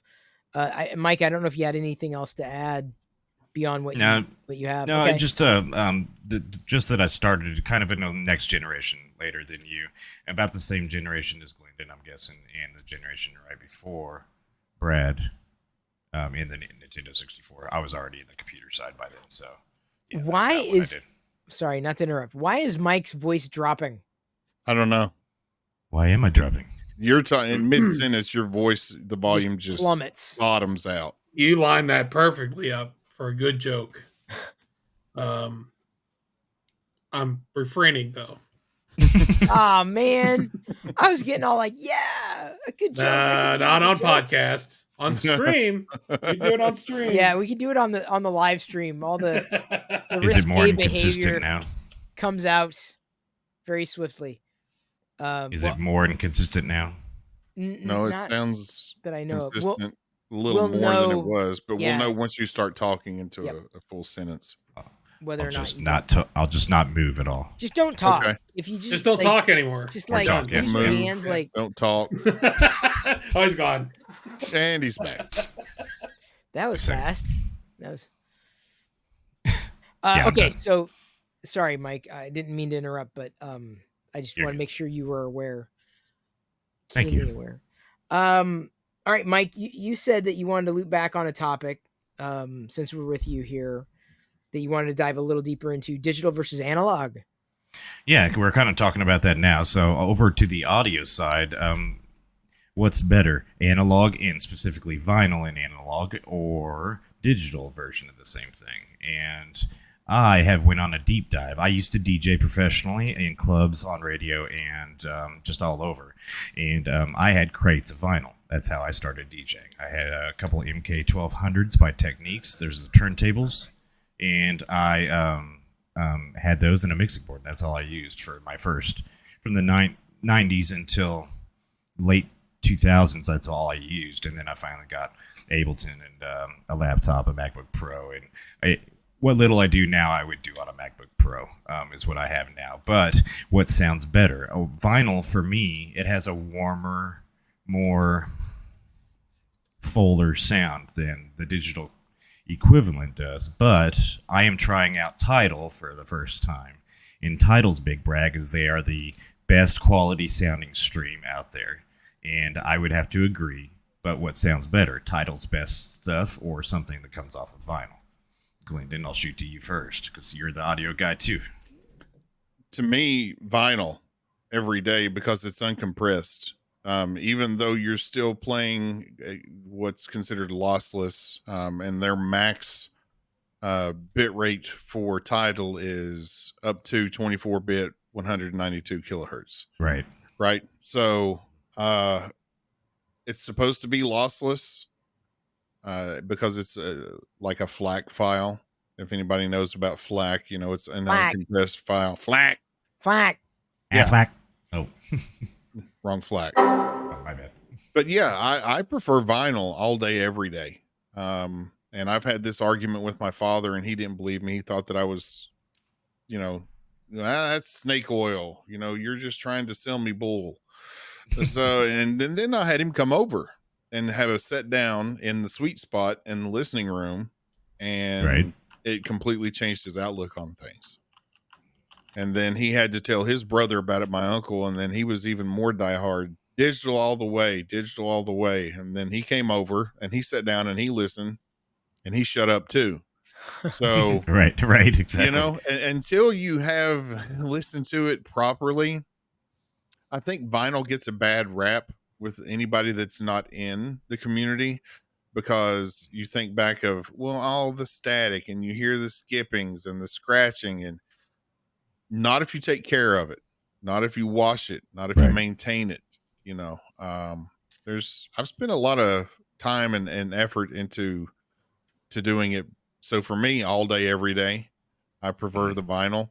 With that being said, ease of use is something that everybody needs and wants nowadays. And being able to set at your computer and throw on a set of cans and have a nice DAC and headphone amp there and enjoying that MQA is what they call it. Their highest max bit rate is really, it's something to listen to. Glenn, I gotta say, I remember growing up listening to stereo, Styx, Mr. Roboto, and I remember being enamored. Great song. Like in listening stereo, LP, right? The record, album, whatever, and just being it was so crisp. Like even but I feel, and maybe it's I'm distanced from the vinyl so far that I've lost that feel is the wrong word, that the sensation, right, of vinyl versus digital. I'm still not sure, and I'm not sure if I know the difference. I'm sure that if you put me in a quote unquote listening room, like I might be able to discern, but whether or not that flipped the switch for me, I'm not sure about. I had an argument with somebody a few times where I could take an old Sony 3-head tape deck and I could have a better signal to noise ratio on it than I could a CD. And people were like, that's impossible. You can't do that. CD is digital. There is no noise. And I was able to prove them wrong. So I'm a big analog person. It does sound a lot warmer to me. It's a fuller sound to me. But your mileage may vary based on your equipment. If you don't have the equipment, then it's not going to matter anyway. If you're listening to it on an iPhone versus an expensive turntable, then it's going to be a totally different scenario. Big difference. Huge. Right. Well, with that being said, though, now Apple Music is lossless. It is. It's come a long way too. It's not like iTunes of old. Their streaming service is lossless audio now, and I think Google Play or whatever they call it now, or YouTube Music is steering that direction. Correct me if I'm wrong. I don't know if they're there yet or not. I don't use it, so it's hard for me to say, but yeah. So Tidal and Apple Music both use 24-bit 192, like you were talking about earlier. Yep. And others use stuff that's a little lower than that. Amazon Music Unlimited also uses 24-bit 192.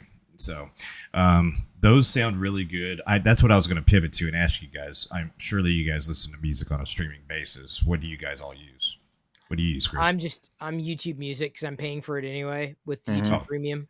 That's bang for the buck, sure. Yeah. I'm not going to overspend on that. I know everyone loves Spotify, but not I don't use Spotify. Access, I tried using Spotify and it irks me. The interface irks me. The way to get around it irks me. Yeah, cumbersome.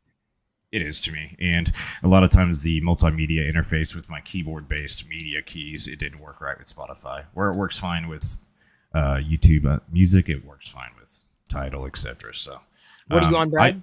Sorry. Yeah. You were asking, Mike. Yes. I mean, pretty much I just use, like, I'll pull up the direct video on YouTube. I don't pay for our YouTube Music. I still use Pandora. I know a lot of people love Pandora, but I still use Pandora. I was going to bring that up. Yeah. Yeah. And then I've got my music collection on Plex. So it's direct stream from there as well. But I never got into organizing music. Even back in the heyday of MP3s, I'm like, no, I'm good. I got things I got to do. And I'm so glad I never spent any amount of time organizing music. I'm so glad. I'm on the other end of the scale. I'm obsessive about exactly how my collection is and all that. But my big thing was I started with Pandora, and my big thing with it was curating those algorithmic based stations that they made. They were the first ones to use. I think they used. I can't remember what the name of the algorithm they used, but they used a specific algorithm that was epic for its time. And I listened to it not because of the sound quality, but because I still have those stations hand-picked where I worked really hard on getting those curated. So I still listen to it for that. Pandora, I remember using it, and I remember no matter which playlist I set up, inevitably, I don't know why, but Brown Eyed Girl would inevitably show up in every single station. Like, no matter, I mean, like, Flim and the BBs, modern jazz, and then all of a sudden, Brown Eyed Girl. Like, what the Eminem and Dr. Dre, and then all of a sudden Brown Eyed Girl. Brown Eyed Girl. I'm like, what is going on? Like, I was like, dude, this is a conspiracy, dude, because there's something. I don't know if the song transcends genres, but like it was eerie. And do you like the song? No, not anymore. He has to. Not anymore. Can't stand it. Yeah, the reason why I've stuck with it is it's the exact same thing, right? I figured out how to work the algorithm, and I created a few what I'll call nostalgic stations, like 80s, 90s, that kind of thing. Same. And I realized early on that if I download or downvote anything that is not the artist that I like or that era, so we'll say 80s or 90s, they'll be separate channels, so 90s or 80s. I would downvote it. I would never upvote anything, like saying I would like it, because I noticed that if I started liking certain things, it would try and find tracks similar to that track to play. Whereas if I listened to it all the way through, it would just mark that as a completion and that I listened to it. And I eventually got those songs back in the group. So eventually it would steer, a couple songs here and there. You just downvote it, even though you might like it. It's not that criteria or that branch. And it got to the point where I would be at parties and I would plug my phone in, pull up Pandora, and just let mine play. It would be 2-3 hours of just music where it would all be hit after hit after hit. And I actually had a couple of friends legitimately try and buy my login for my Pandora. They're like, I want yours because you don't. My Galaxy, what was it? The S2. There was a glitch with it or something. I did not get ads for years on my account. Nice. Thank you, Pandora. Yeah, it was weird, but yeah, I've never left Pandora for that reason. And then, of course, any bands that I listen to now, I'll just go to YouTube and just play a Right. list of what I want to listen to. Pandora was the first service that I ever used where I said, well, this might actually take over a DJ's job someday. It was that good of an algorithm for me, at least at one point. I don't listen to it much anymore, but I was really big into it. The funny thing. Oh, sorry, Go you were ahead. dropping off. I thought you were done. I'm done. Go ahead. I got on a media kit for WandaVision. They sent a radio, an actual radio, like MP3 player, like so, like Jedi, and it looks like an older radio. And Jedi's like, "What is this?" And then she holds up the antenna. I'm like, "Be careful, you don't want to bend it," but like an actual legit radio. So she's flipping between stations, right on with this dial. It was really funny. Is it just to see her kind of try to operate it, and so she thinks it's kind of cute. Like, look at it, it's an old timey technology kind of thing. Like a telephone with a wire on it. Kind of, yeah. Yeah. It's really funny. Anyway. You remind me of that, Mike. Yeah, it's awesome. But yeah, I just wanted to know what everybody else listened to. I'm trying Tidal. I'm giving it a really good fair shot. And so far, I'm really happy with the quality on it. That master quality audio, or the MQA that Lyndon was talking about, it sounds really, really good. It's really good spatial audio, too. Yep, it really is. Yeah. What does Rocket listen to? She doesn't know enough to be, an avid listener of. She listens to a lot of commands. Chip tune, blurpy music. Definitely blurpy. That I would say whatever's playing in the audio, whatever's playing on the stream is. Get in my bed. Listening to. Get in my bed. That was a thing from earlier. It's a mix. Yeah. Anyway, that's about all I had. I just wanted to kind of bounce around and see what everybody was listening to and why, if you have comments or whatever. Yeah, I mean, as far as like physical media, I buy vinyls, especially modern day vinyls, because a lot of the major record labels now, they'll also give you a digital code to download the album. Yeah, so true. You still get that digital copy. You can put that on your phone or your streaming service. Like I said, I use Plex, whatever it may be. And then you get the vinyl, which is what I prefer anyway, even just for the art, the double gatefolds, the multi-packs, whatever it may be. They just look a lot better. And then obviously you got to remember what you have, or otherwise you might buy it again. So yes, that happens. Right. Yeah. I use Discogs. Yep. Discogs is great for just categorizing, like what you're categorizing, what you have. And it'll also give you an estimated value of your collection, as I'll call it. Yep. Because some of the older stuff does go up in value. So, I don't miss carrying around the crates any. I will say that much. Yeah, I carried 6 to 8 crates. Yeah, to every gig I would carry those. Yeah. So I don't miss that, but I do miss having vinyl. I don't have it anymore. So Discogs is nice. I started using it after I realized that I had 3 copies of Def Leppard Hysteria. Yeah. Nice. Like, I don't have that one. I'd go to put it in there, and I'm like, well, son of a... See, I take care of that problem with Star Wars stuff. I just don't catalog. So that way I'm like, oh, I already had another. Cool. I can open this one. Oh, I had a third one. Awesome. I'll just put it over here. Yeah. That and Google Documents or Amazon AWS would have to open up a whole new server for that. You know that, right? That would be a ridiculous database. I couldn't keep up. I couldn't even begin to log. It'd take years. Oh, eons. I'd be dead. I'd be dead. Well, thank you, Mike, for bringing up that topic. Lyndon, you had a good topic yes. for discussion. AI. Given the news. Has anybody heard about AI? What is that? Ooh, it's a cookie or something, right? Yeah. Yeah. Well, AI can lie, if you didn't know, and BS like its maker, but still not intelligent like humans, argue researchers. Okay, so I got you. There's a study out of the University of Cincinnati by a Anthony Camaro, a professor of philosophy and psychology, states that understanding of AI is muddled by linguistics. That while indeed intelligent, AI can be intelligent in the way that humans are, even though it cannot lie and BS like its maker.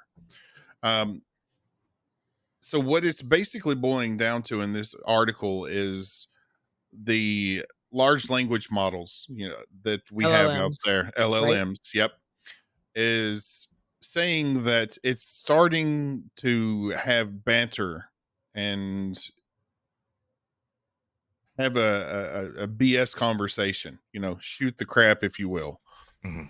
and saying that it can lie to an extent, but it's not really lying. The way that I understand it, it's impressive, but it's text, and it often makes up things that are like a whole cloth, like it just all encompassing. So my thought is, if it's already in its infancy right now, AI, Right. for all intents and purposes, what is it going to look like in 5 years if it's only been 2 years really since it's hit the mainstream, and you're already getting banter back from it to where it can carry on a conversation? What's it going to look like? I mean, is this something that we need to worry about? I Is would this argue something yes. that's Yeah. okay? Because that's my thought.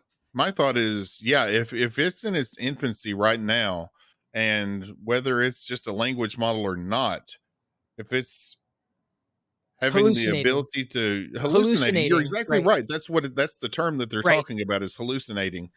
Um, it's a little scary, in Well, my opinion. we've put so much power and control in the hands of people that we believe have our best interests at heart, but more Right. often than not, we discover that they don't. And I think that is more of a concern. The human factor with technology is more of a concern than the technology itself, because Hmm. humans will misuse it, humans will abuse it, humans will twist it. The technology itself is potentially innocuous. It's spitting out, a hallucination, and on the surface it's like it's fine, it sounds reasonable. But the problem is, as soon as a human gets a hold of that and tries to interpret, where they just don't have the skill set to be able to better ascertain whether or not something is total bull or valid, that's where it becomes a problem. That delta, to use that term again, I feel is rapidly um, approaching, wherein we're kind of in the Wild West now. A Yeah. lot of really interesting things happening, text-based, photo, video, etc. But it's very much early days.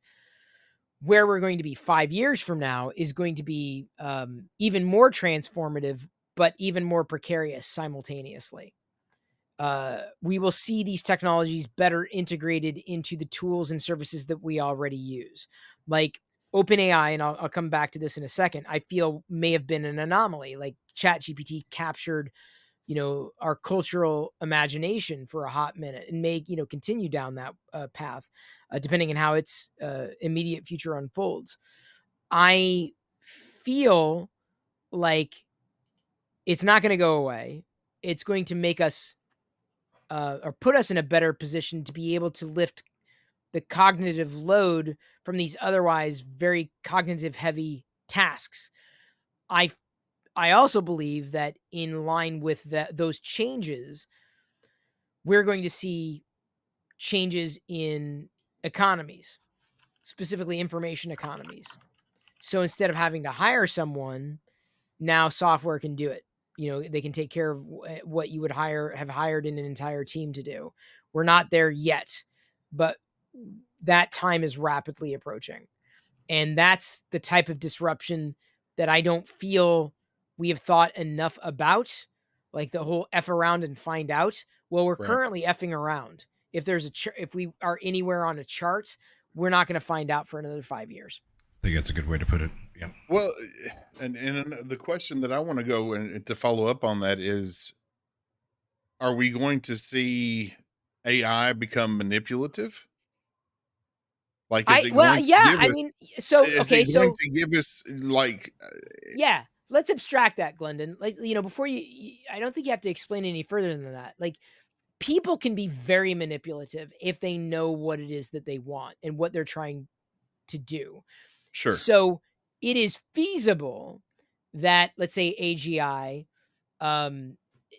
has a hidden agenda, or an agenda that we don't yet necessarily see.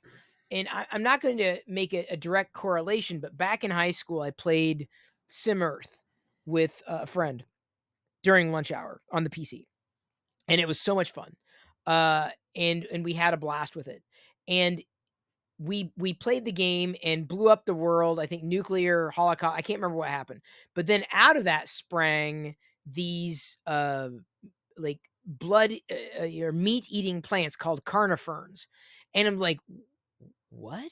Like, this is not in the manual. Like, this is nowhere near. This is not in the manual, right? We were freaking out. Like, and then there was another globe, another planet, right? We did. I'm sorry, as I'm readjusting the dog cam here. There was another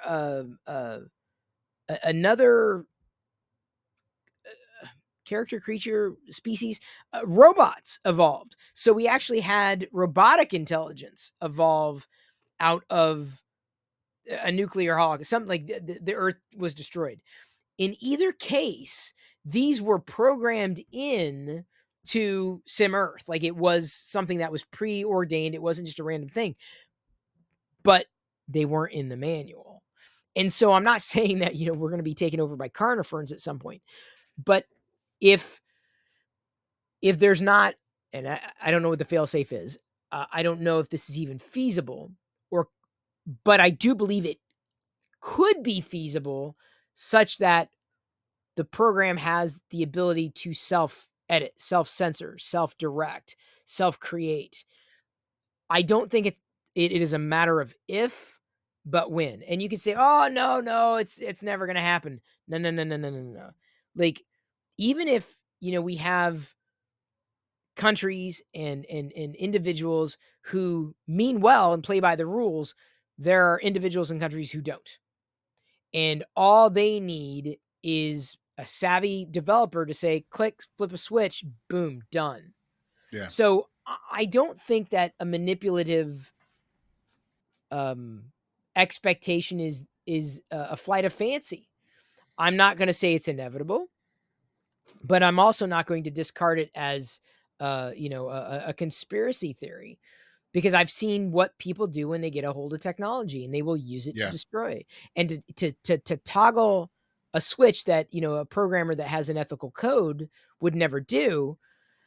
There are many people on this planet who would have no problem flipping that switch. Right. People start bad actors, fires, right? Arsonists start fires to destroy. So, like, I don't think a digital arsonist is that far out of the realm of possibility or probability. Even though we would, perish the thought, like shudder at the possibility of something like that happening, but to be done in such a way that the manipulation is surreptitious, as in nobody knew that it was being manipulative because we didn't know where to look, right? The bug in the ghost in the machine, there's a bug in the code that caused this, disconnect.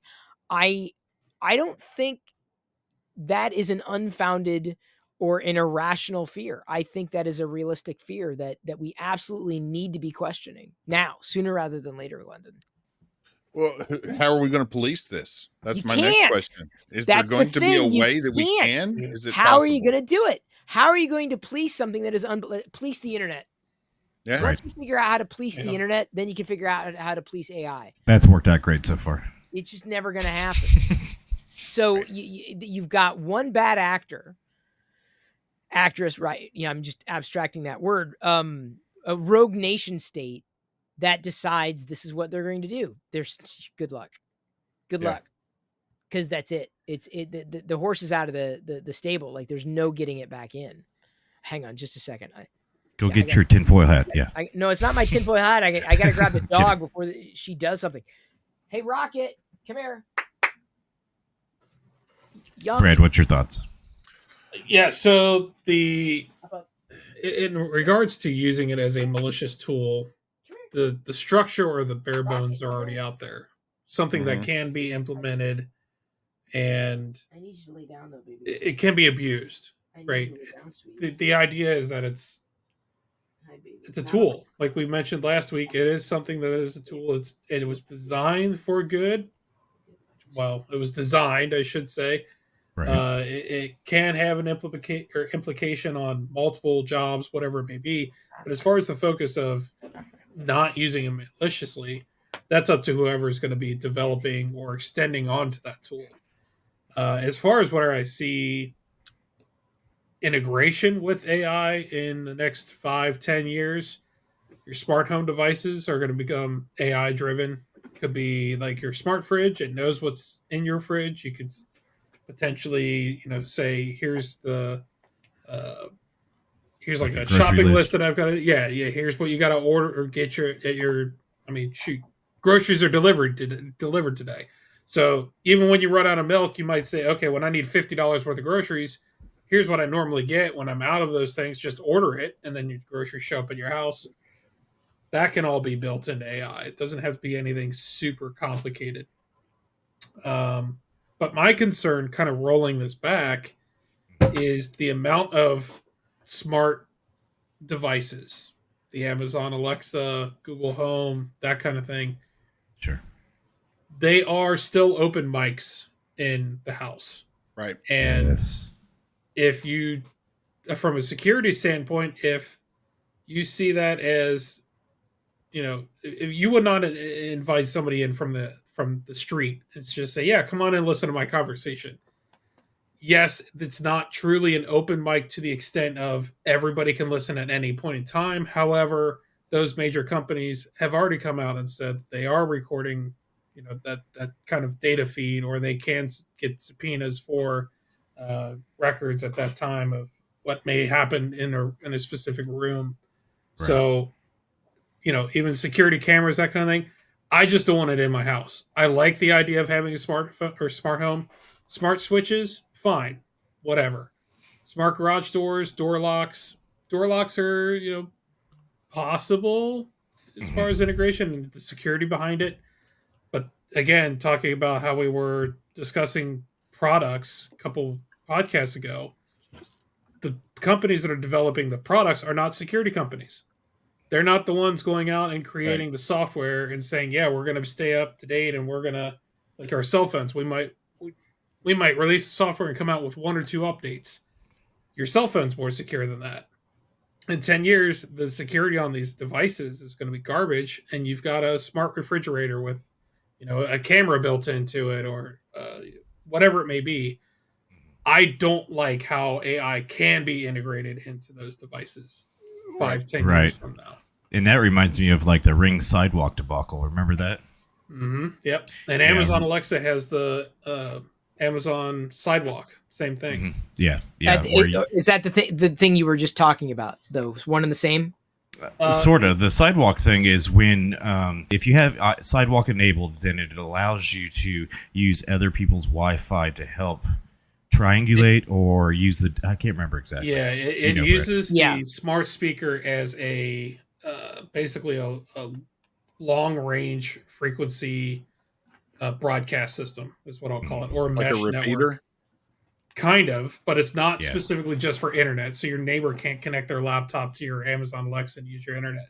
What it's for is dog tags, or maybe even like Apple doesn't do this, but the Apple tags, the AirPods, AirTags. AirTags. Yes, thank you. I mean, there's a couple different low power devices. Again, like GPS trackers. Like I said, for a dog, you put on a dog collar, you charge it once every 6 months. If your dog gets out, it's like, where the hell did my dog go? You can pull up an app, and it can kind of triangulate with using those devices to find your dog.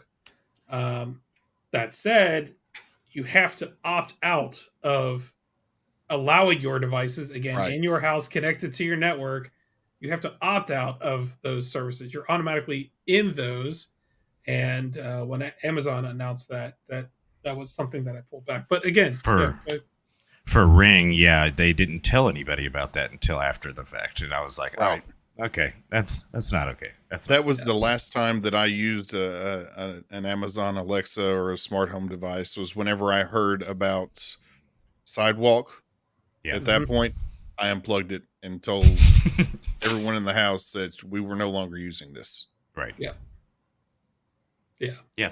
And My biggest concern and my biggest scare with the AI is right now, are we seeing the first steps of it becoming self-aware?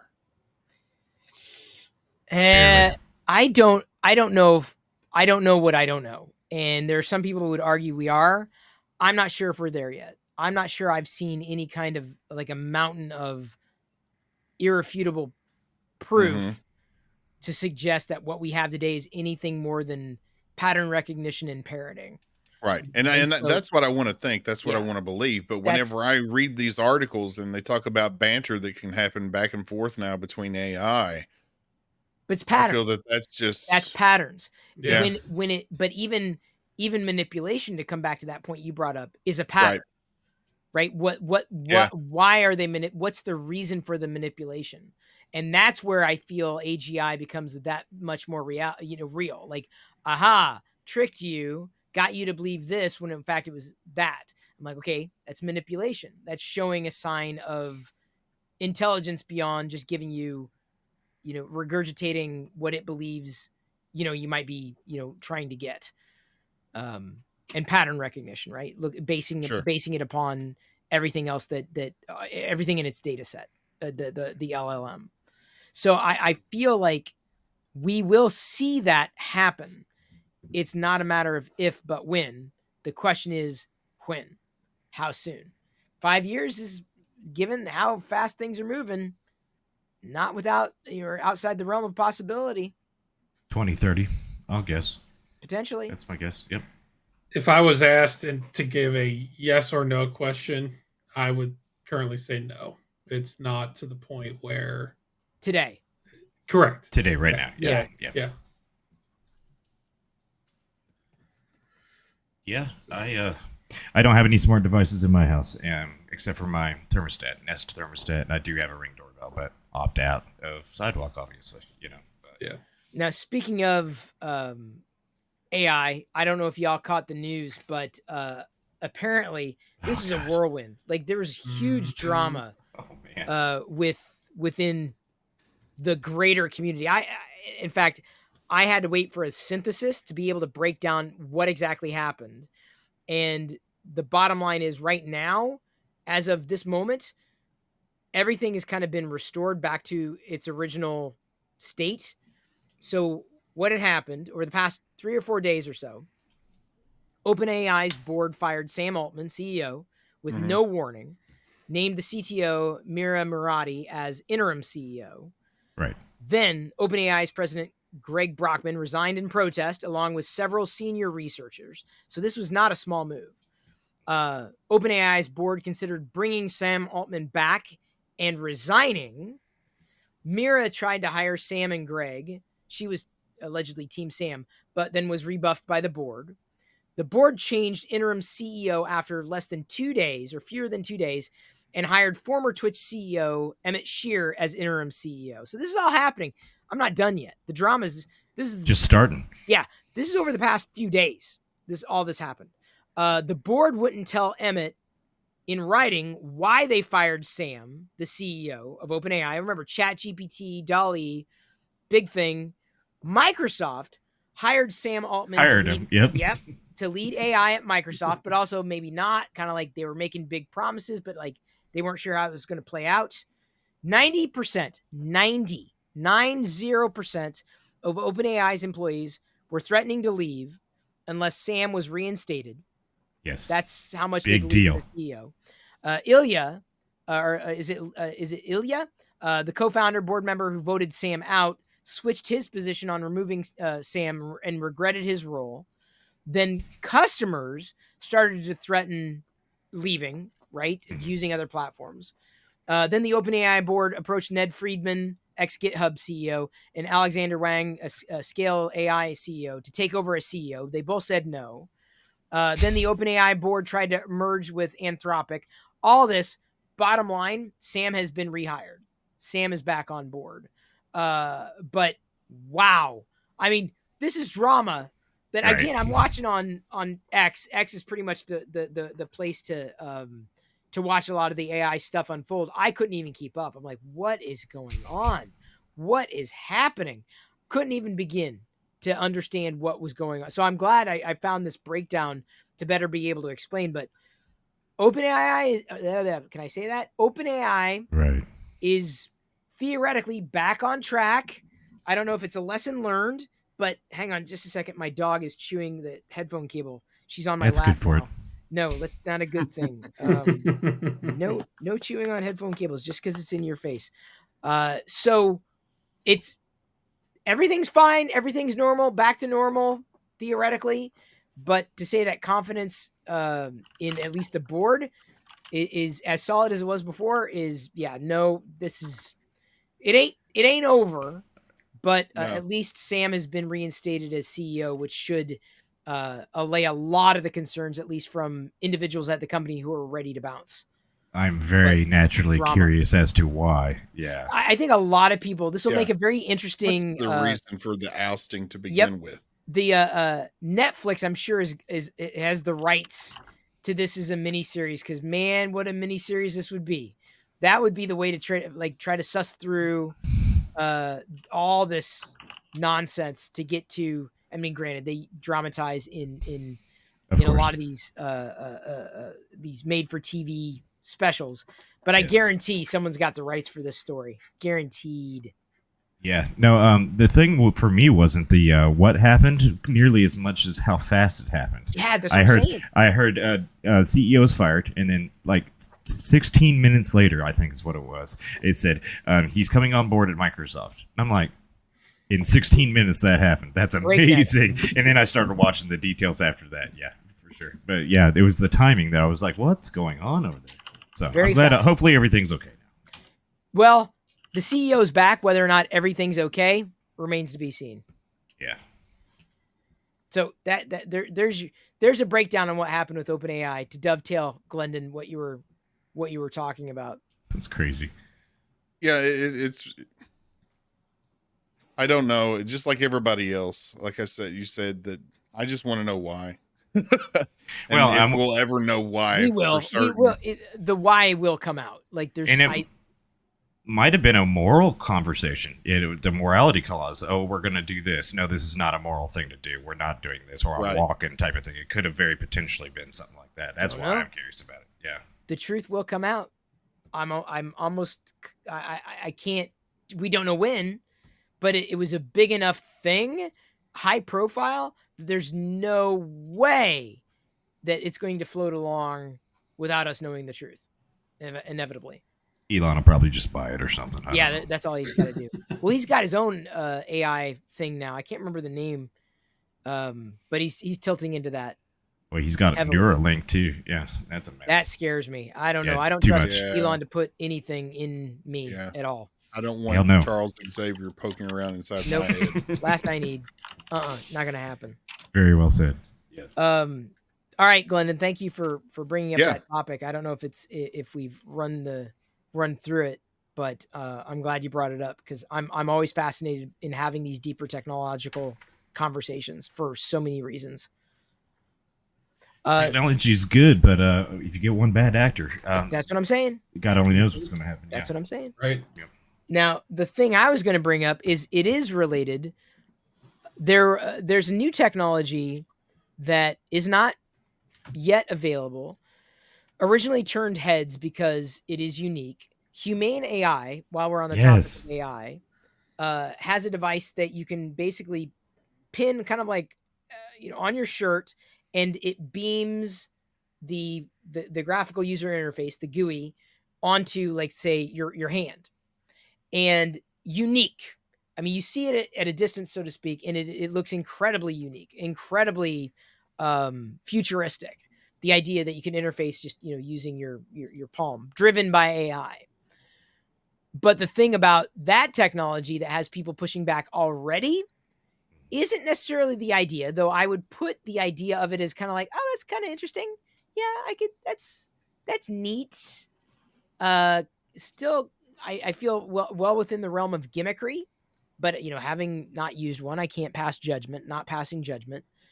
But what people are pushing back on with the Humane AI device more than anything is not just the price, which is expensive, right? We're talking bleeding edge tech, something that is radically different. People haven't used this. It's a different usability paradigm altogether compared to its contemporaneous or contemporaries, like the other devices that are available today from other companies. It's not the price, which is expensive. It's that it's tied to a subscription as well as an expensive price. And this has got a lot of people up in arms. Yes.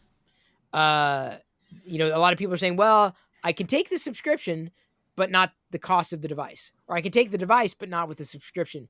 And when you blend that sentiment this early on with the idea that it's already squarely within the realm of gimmickry, that may very well spell disaster for the adoption of this product, despite its merits, right? Not because of its merits, but because of how they've staged consumer sentiment, subscription versus pay for something outright. People, I feel, are burned out on subscriptions. Not that they want to buy expensive devices, but tying it to a subscription, we've seen over and over again, going all the way back, hardware that's tied to a paid subscription. When it's done, when the company no longer finds the business model valuable, you've wasted all that time, all the money, all the resources, and you're never going to have anything again. Not to say that buying an expensive device wouldn't mean that you're going to get orphaned, independent of a subscription, but it just adds, that subscription model adds insult to injury. So I have no horse in this race. I have no feeling apart from, I tend to fall into that camp of like, I'm burnt out on subscriptions. I'd rather pay for something outright, not be being tied to a subscription. Whether they change that or not remains to be seen. But I don't know if y'all have, further thoughts on that as I go grab the dog before she does something that she shouldn't do. My roommate is a typical everyday user, and my roommate said that he would love to have one, but he can't do his job, which is a courier service. He can't open up his whatever Android app to do his job, to scan in the things that he's delivering, etc. So it's missing a screen, and so if you didn't miss a screen, maybe it would be a good deal. I read into it. I think it's $6.99 for the unit. It's $24.95 a month for the service, but that includes T-Mobile GSM service of whatever type, I guess 5G, 4G, something like that.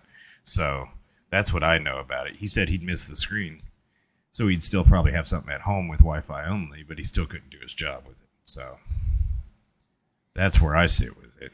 I think it's a great idea for a very small, slim sector of the community, The whole idea of buying a product and then having a paywall immediately behind it has always been a little odd to me that people do that. Right. Growing up, I've run a couple game servers, and one of them was a World of Warcraft private server, and it always threw me off that people would pay $60 for a game or the expansion or more if they wanted the bigger packs. Right. And it included no gameplay time. It's like you buy the game, you install it, you can't do jack with it. Yes. And you got to pay them $15 a month to sign in. Right. I thought that was the dumbest thing I've ever seen in my life. Well, you lose half your people that way. You got to. Again, I get it. Like the game's fun. I'm not dissing just that game because it's not the only one that does it. Oh no, not at all. But it's such a bad idea to try and get an idea pushed out. And I actually have one. I don't know. It's not handy. It is I'll have to find the name of it real quick. Find it here. It's a little toy robot. Okay. It was the Enki Vector. It's this little tracked, there's two different versions. There's one geared towards like kids, and then one towards like more mature teens, adults, whatever. You used to be able to play blackjack with it. You kind of interact with it. It would get a personality and get to know you. So the camera on the front would know who you are, and it was just something to like interact with. And it sounds like AI. Well, so the thing was, they eventually incorporated Amazon Alexa into the upscaled one. I got you. The company went under because they weren't selling enough. It started by a Kickstarter. Eventually went to market, which is how I got mine. But then when the company went under, the new company that bought it started pushing software updates and everything, and now there's a paywall. You can't do really much anything with the standalone devices. The kid one, everything was on your tablet where you could control it. The other one was a cloud connected service device. Mm-hmm. And same thing. Like now, if you went out and just bought one of these things, again, it's the Anki Vector Robot. I think they're hard to find. I don't even know if you could still buy them, Right. but I think I paid like $200 for this thing, and now people are probably selling them for $400 or $500. Yeah, but it's just sad that you can't use it anymore. You know, it's just exactly. But anyway, it looks like you might still be able to buy them. I guess Digital Dream Labs is a company that. Oh right. yeah, they're completely. But it's sold behind out, a paywall. It's $400, and then there's an extra. It includes 5 years of their subscription service, which is nice, but the price is more expensive. You're still paying for that. Right. I would not buy my kid a $400 robot that sits in the palm of my hand to then say this will work for 5 years, and then I have to pay somebody a subscription $20 a month or whatever. Yeah, yeah. So stupid. I've never been about I'm that. sick of subscription services myself and locked behind paywalls. And a lot of your games, like you said, that was the big thing to do whenever World of Warcraft came out, as an example. But a lot of companies don't take that approach anymore in that realm. They'll still have microtransactions and they'll do that crap, but it's not behind a paywall, at least. Right. It's not pay to win. And that company that you were talking about, Chris, and that device, was it a Kickstarter program also? No. Because to me, it's just a cash grab at that point. If you're paying in I wouldn't. I don't know if I'd amount go of that money for the device, and then you put it behind a paywall right off of the bat. And I don't know if I'd go that far as a cash grab. Just they haven't figured out the economics, and the model is just so bleeding edge. They cannot possibly recoup their costs, and they're trying to. And I argued. In fact, I think I got blacklisted from Amazon PR because I sent an email to Jeff Bezos. A guy told me, "Oh, I know Jeff. Yeah, send him an email about him." Like, so I did. I'm like, "Hey, you need to give the Kindle away for free, and just you're going to make money with the books." I wasn't wrong. Right. I mean, granted, they are making money; they're not losing money. So, I mean, ultimately, they made the right decision. But like, my perspective was, give the hardware away, like, just make money on the subscription. And I think that is, for them, a much more sustainable model that will grow. As much as we don't like subscriptions, I feel it's more palatable to walk into something that an unknown company, unknown player, unknown ecosystem, unknown variables. It's much more palatable to buy into a subscription, even though it's risky, than it is to buy the product outright and a subscription. Like that, to me, I feel is the non-starter for something like this ultimately taking off in the way that I think they hope it takes off. And I feel keeps it well within the realm of gimmickry. Useful, unique, bleeding edge, zero doubt about any of that. But if you can't get people to buy it and stay, invested in the system, the ecosystem specifically, there's no point. Like the model is FUBAR. So they were, again, I feel putting something out there with the expectation that people are going to buy it because it's new, unique, and they'll also buy a subscription. And I think they misread the market or the burnout that I think people have with technology in subscriptions. So, I watched that whole 10-minute demo video they did, and I encourage people to watch it. It's very interesting what they're doing. I just think you're right. I think they're off the mark by having that as a subscription. They should do it free for a year type of thing, at least, at the dead minimum. So, I don't know. I don't like subscriptions. I got rid of most of mine. I don't have any streaming services anymore. TV antenna, DVR. Yeah, the only one I still have is technically not a streaming service standalone. It's just Amazon Prime. Oh, I have that. I have my parents' account under my account because you can have a parent, it's separate households, but it's two physical accounts under one subscription. So I pay for it and they get it for free. Every time somebody says, "Oh, it's going up, $5-10 a year," I'm like, I don't really care because I see it as we're still splitting it. I pay for it; it's not that big of a deal. Right. And I see 2 households getting Prime for $110 a year. Yeah. Right. That's price cheap. per person is good. Yeah. Everything else I don't pay for. I don't pay for YouTube. I don't pay for Netflix anymore. It's all gotten to cash grab. I guess I don't mind it as long as I'm getting entertainment. If I'm getting something Yeah. from it, I don't mind paying for it. That's my motto. I subscribe to YouTube Premium also, just because of no ads. Yep, ads. It pains me to go to my parents' house and Dad's like, "Hey, watch this YouTube video." Eventually, yeah, I'll watch it. All the damn ads that are in there, but you know, and with premium, the content creators are getting paid. It's not like they're not. So it benefits me. I don't have to sit through the ads, and I'm getting enjoyment out of it. I don't mind it that way. I've been trying to keep up on all the streaming shows that I've missed. And I haven't been in between. It's just I don't have the mental bandwidth right now to enjoy a show that I would normally enjoy. But that's where I get my money's worth, I feel, out of all the streaming services. It doesn't bother me. It doesn't. I'd rather pay for streaming services than go to the movies these days. Apart from there are exceptions to the rule. And I just saw Disney's Wish. I was sent there with the media pass with Jedi. It was pretty good. It's if you see it, it's like a Disney IP prequel.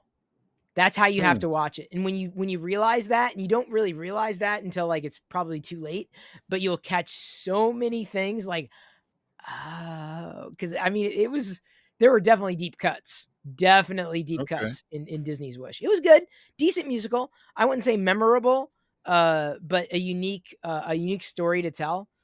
This is not a review, clearly, but I mean, for free, yeah, great.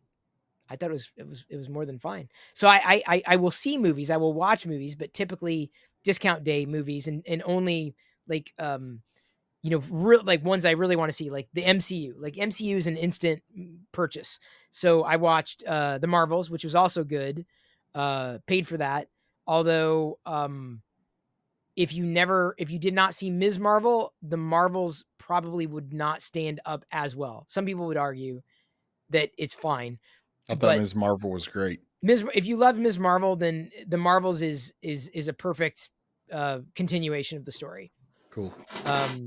More than anything, more than WandaVision, and more with Rambo, and even more so than Captain Marvel, a sequel to her first one. Okay. Yeah, it was good. It was fun. It was a lot of fun. It was very enjoyable. But yeah, so I'm that's where I put like entertainment budget. It goes into the streaming services, and then I hope to have something to look forward to watching, or a new series or a new movie that had been recommended. And I usually watch all that stuff pretty much on my own. Plus, Jedi has her shows that she watches too. So, there are certain things that are just never going to end. Like we're never going to not have a Disney Plus subscription.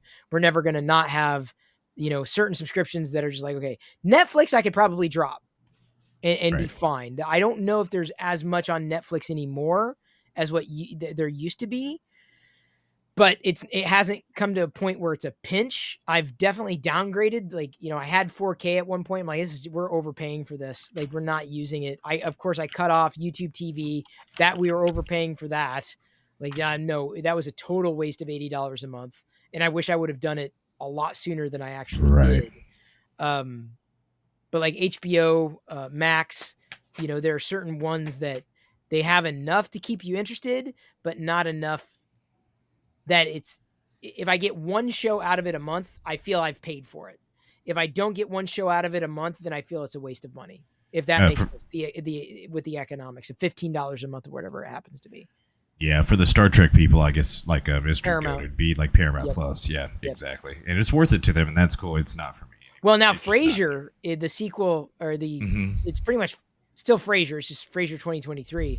is worth it. Like I've been enjoying the hell Have you seen that? out of Frasier. Yes, Nice. it is a good continuation of the original, and I feel they hit all the right notes with it. As a Frasier file, as someone who loves Frasier, it is absolutely it's nostalgic, faithful, maybe not exactly the same, but I feel in the spirit of Frasier that makes it something that I hope they continue with. I don't know for how many seasons, until everybody dies, but yeah, it's absolutely. I'm not saying that I will have Paramount Plus indefinitely. Again, it kind of depends on, is the next season of Star Trek out? Is the next season of Frasier out? Is there a show that everybody's talking about? Right. I'm going to start getting a lot more judicious with the budgets with entertainment. Mm-hmm. I think it's a good way to save money. Like you, I had YouTube TV for a long time, and I found out I was watching 10% of it 10% of the time, and I'm like, that math does not work at all. Nope. And so it is a great service if you're a person that watches that stuff all the time. That personally is not me.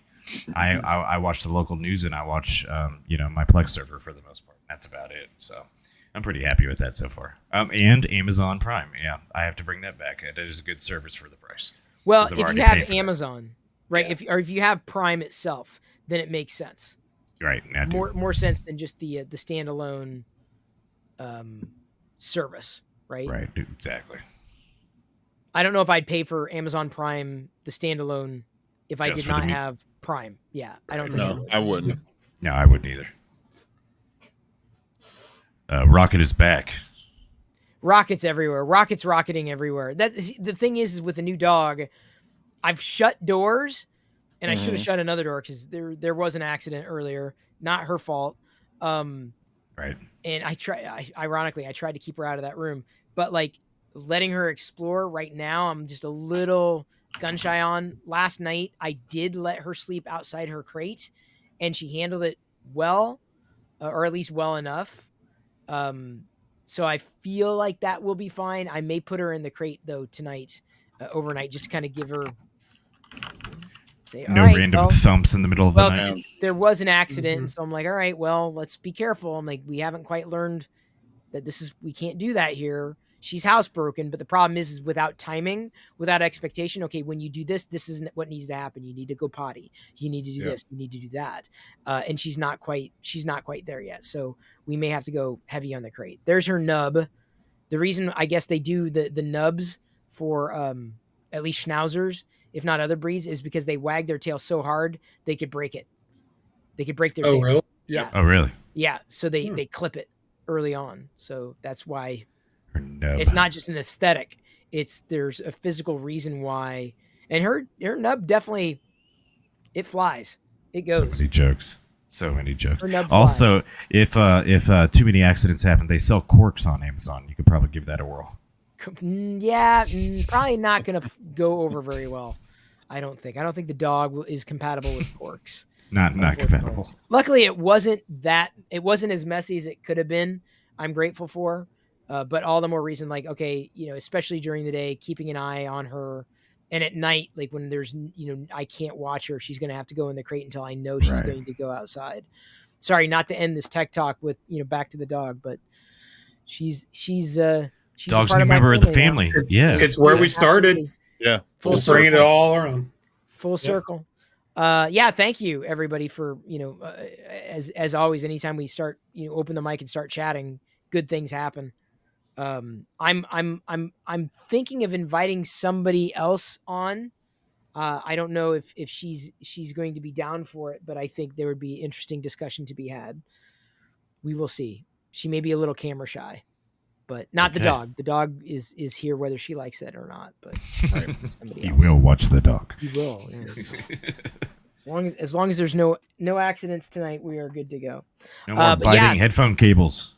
No, I'm telling you, she did not make any dents, and I noticed there was like some kind of glue or sticky residue on part of the cable, but there's no chew marks on it, so it survived. I'm happy to say, as did we. Almost 3 hours into this discussion. So thank you, Mike, Glendon, Brad, appreciate that you take the time to do this. I wish we could do it more. Maybe we can do it more frequently in some way, shape, or form. As I said, I'm thinking about doing it or scheduling, because scheduling's been wonky for us for a lot of different reasons. Having a regular Yes. night may make it a bit less likely, but I am curious to know whether or not doing something live would work on YouTube specifically. And then, of course, carving out individual videos therein as well. Because there's something to be said about doing this kind of thing live. I always get a kick out of doing that, doing live discussions in one way or another.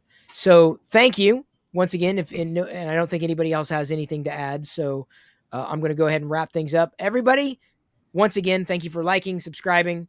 Appreciate the time that you've given. Hopefully you've picked up a thing or two during the course of the podcast. I love you. I appreciate you. And at this point, I'm going to leave you to your own devices, and may the force be with you always.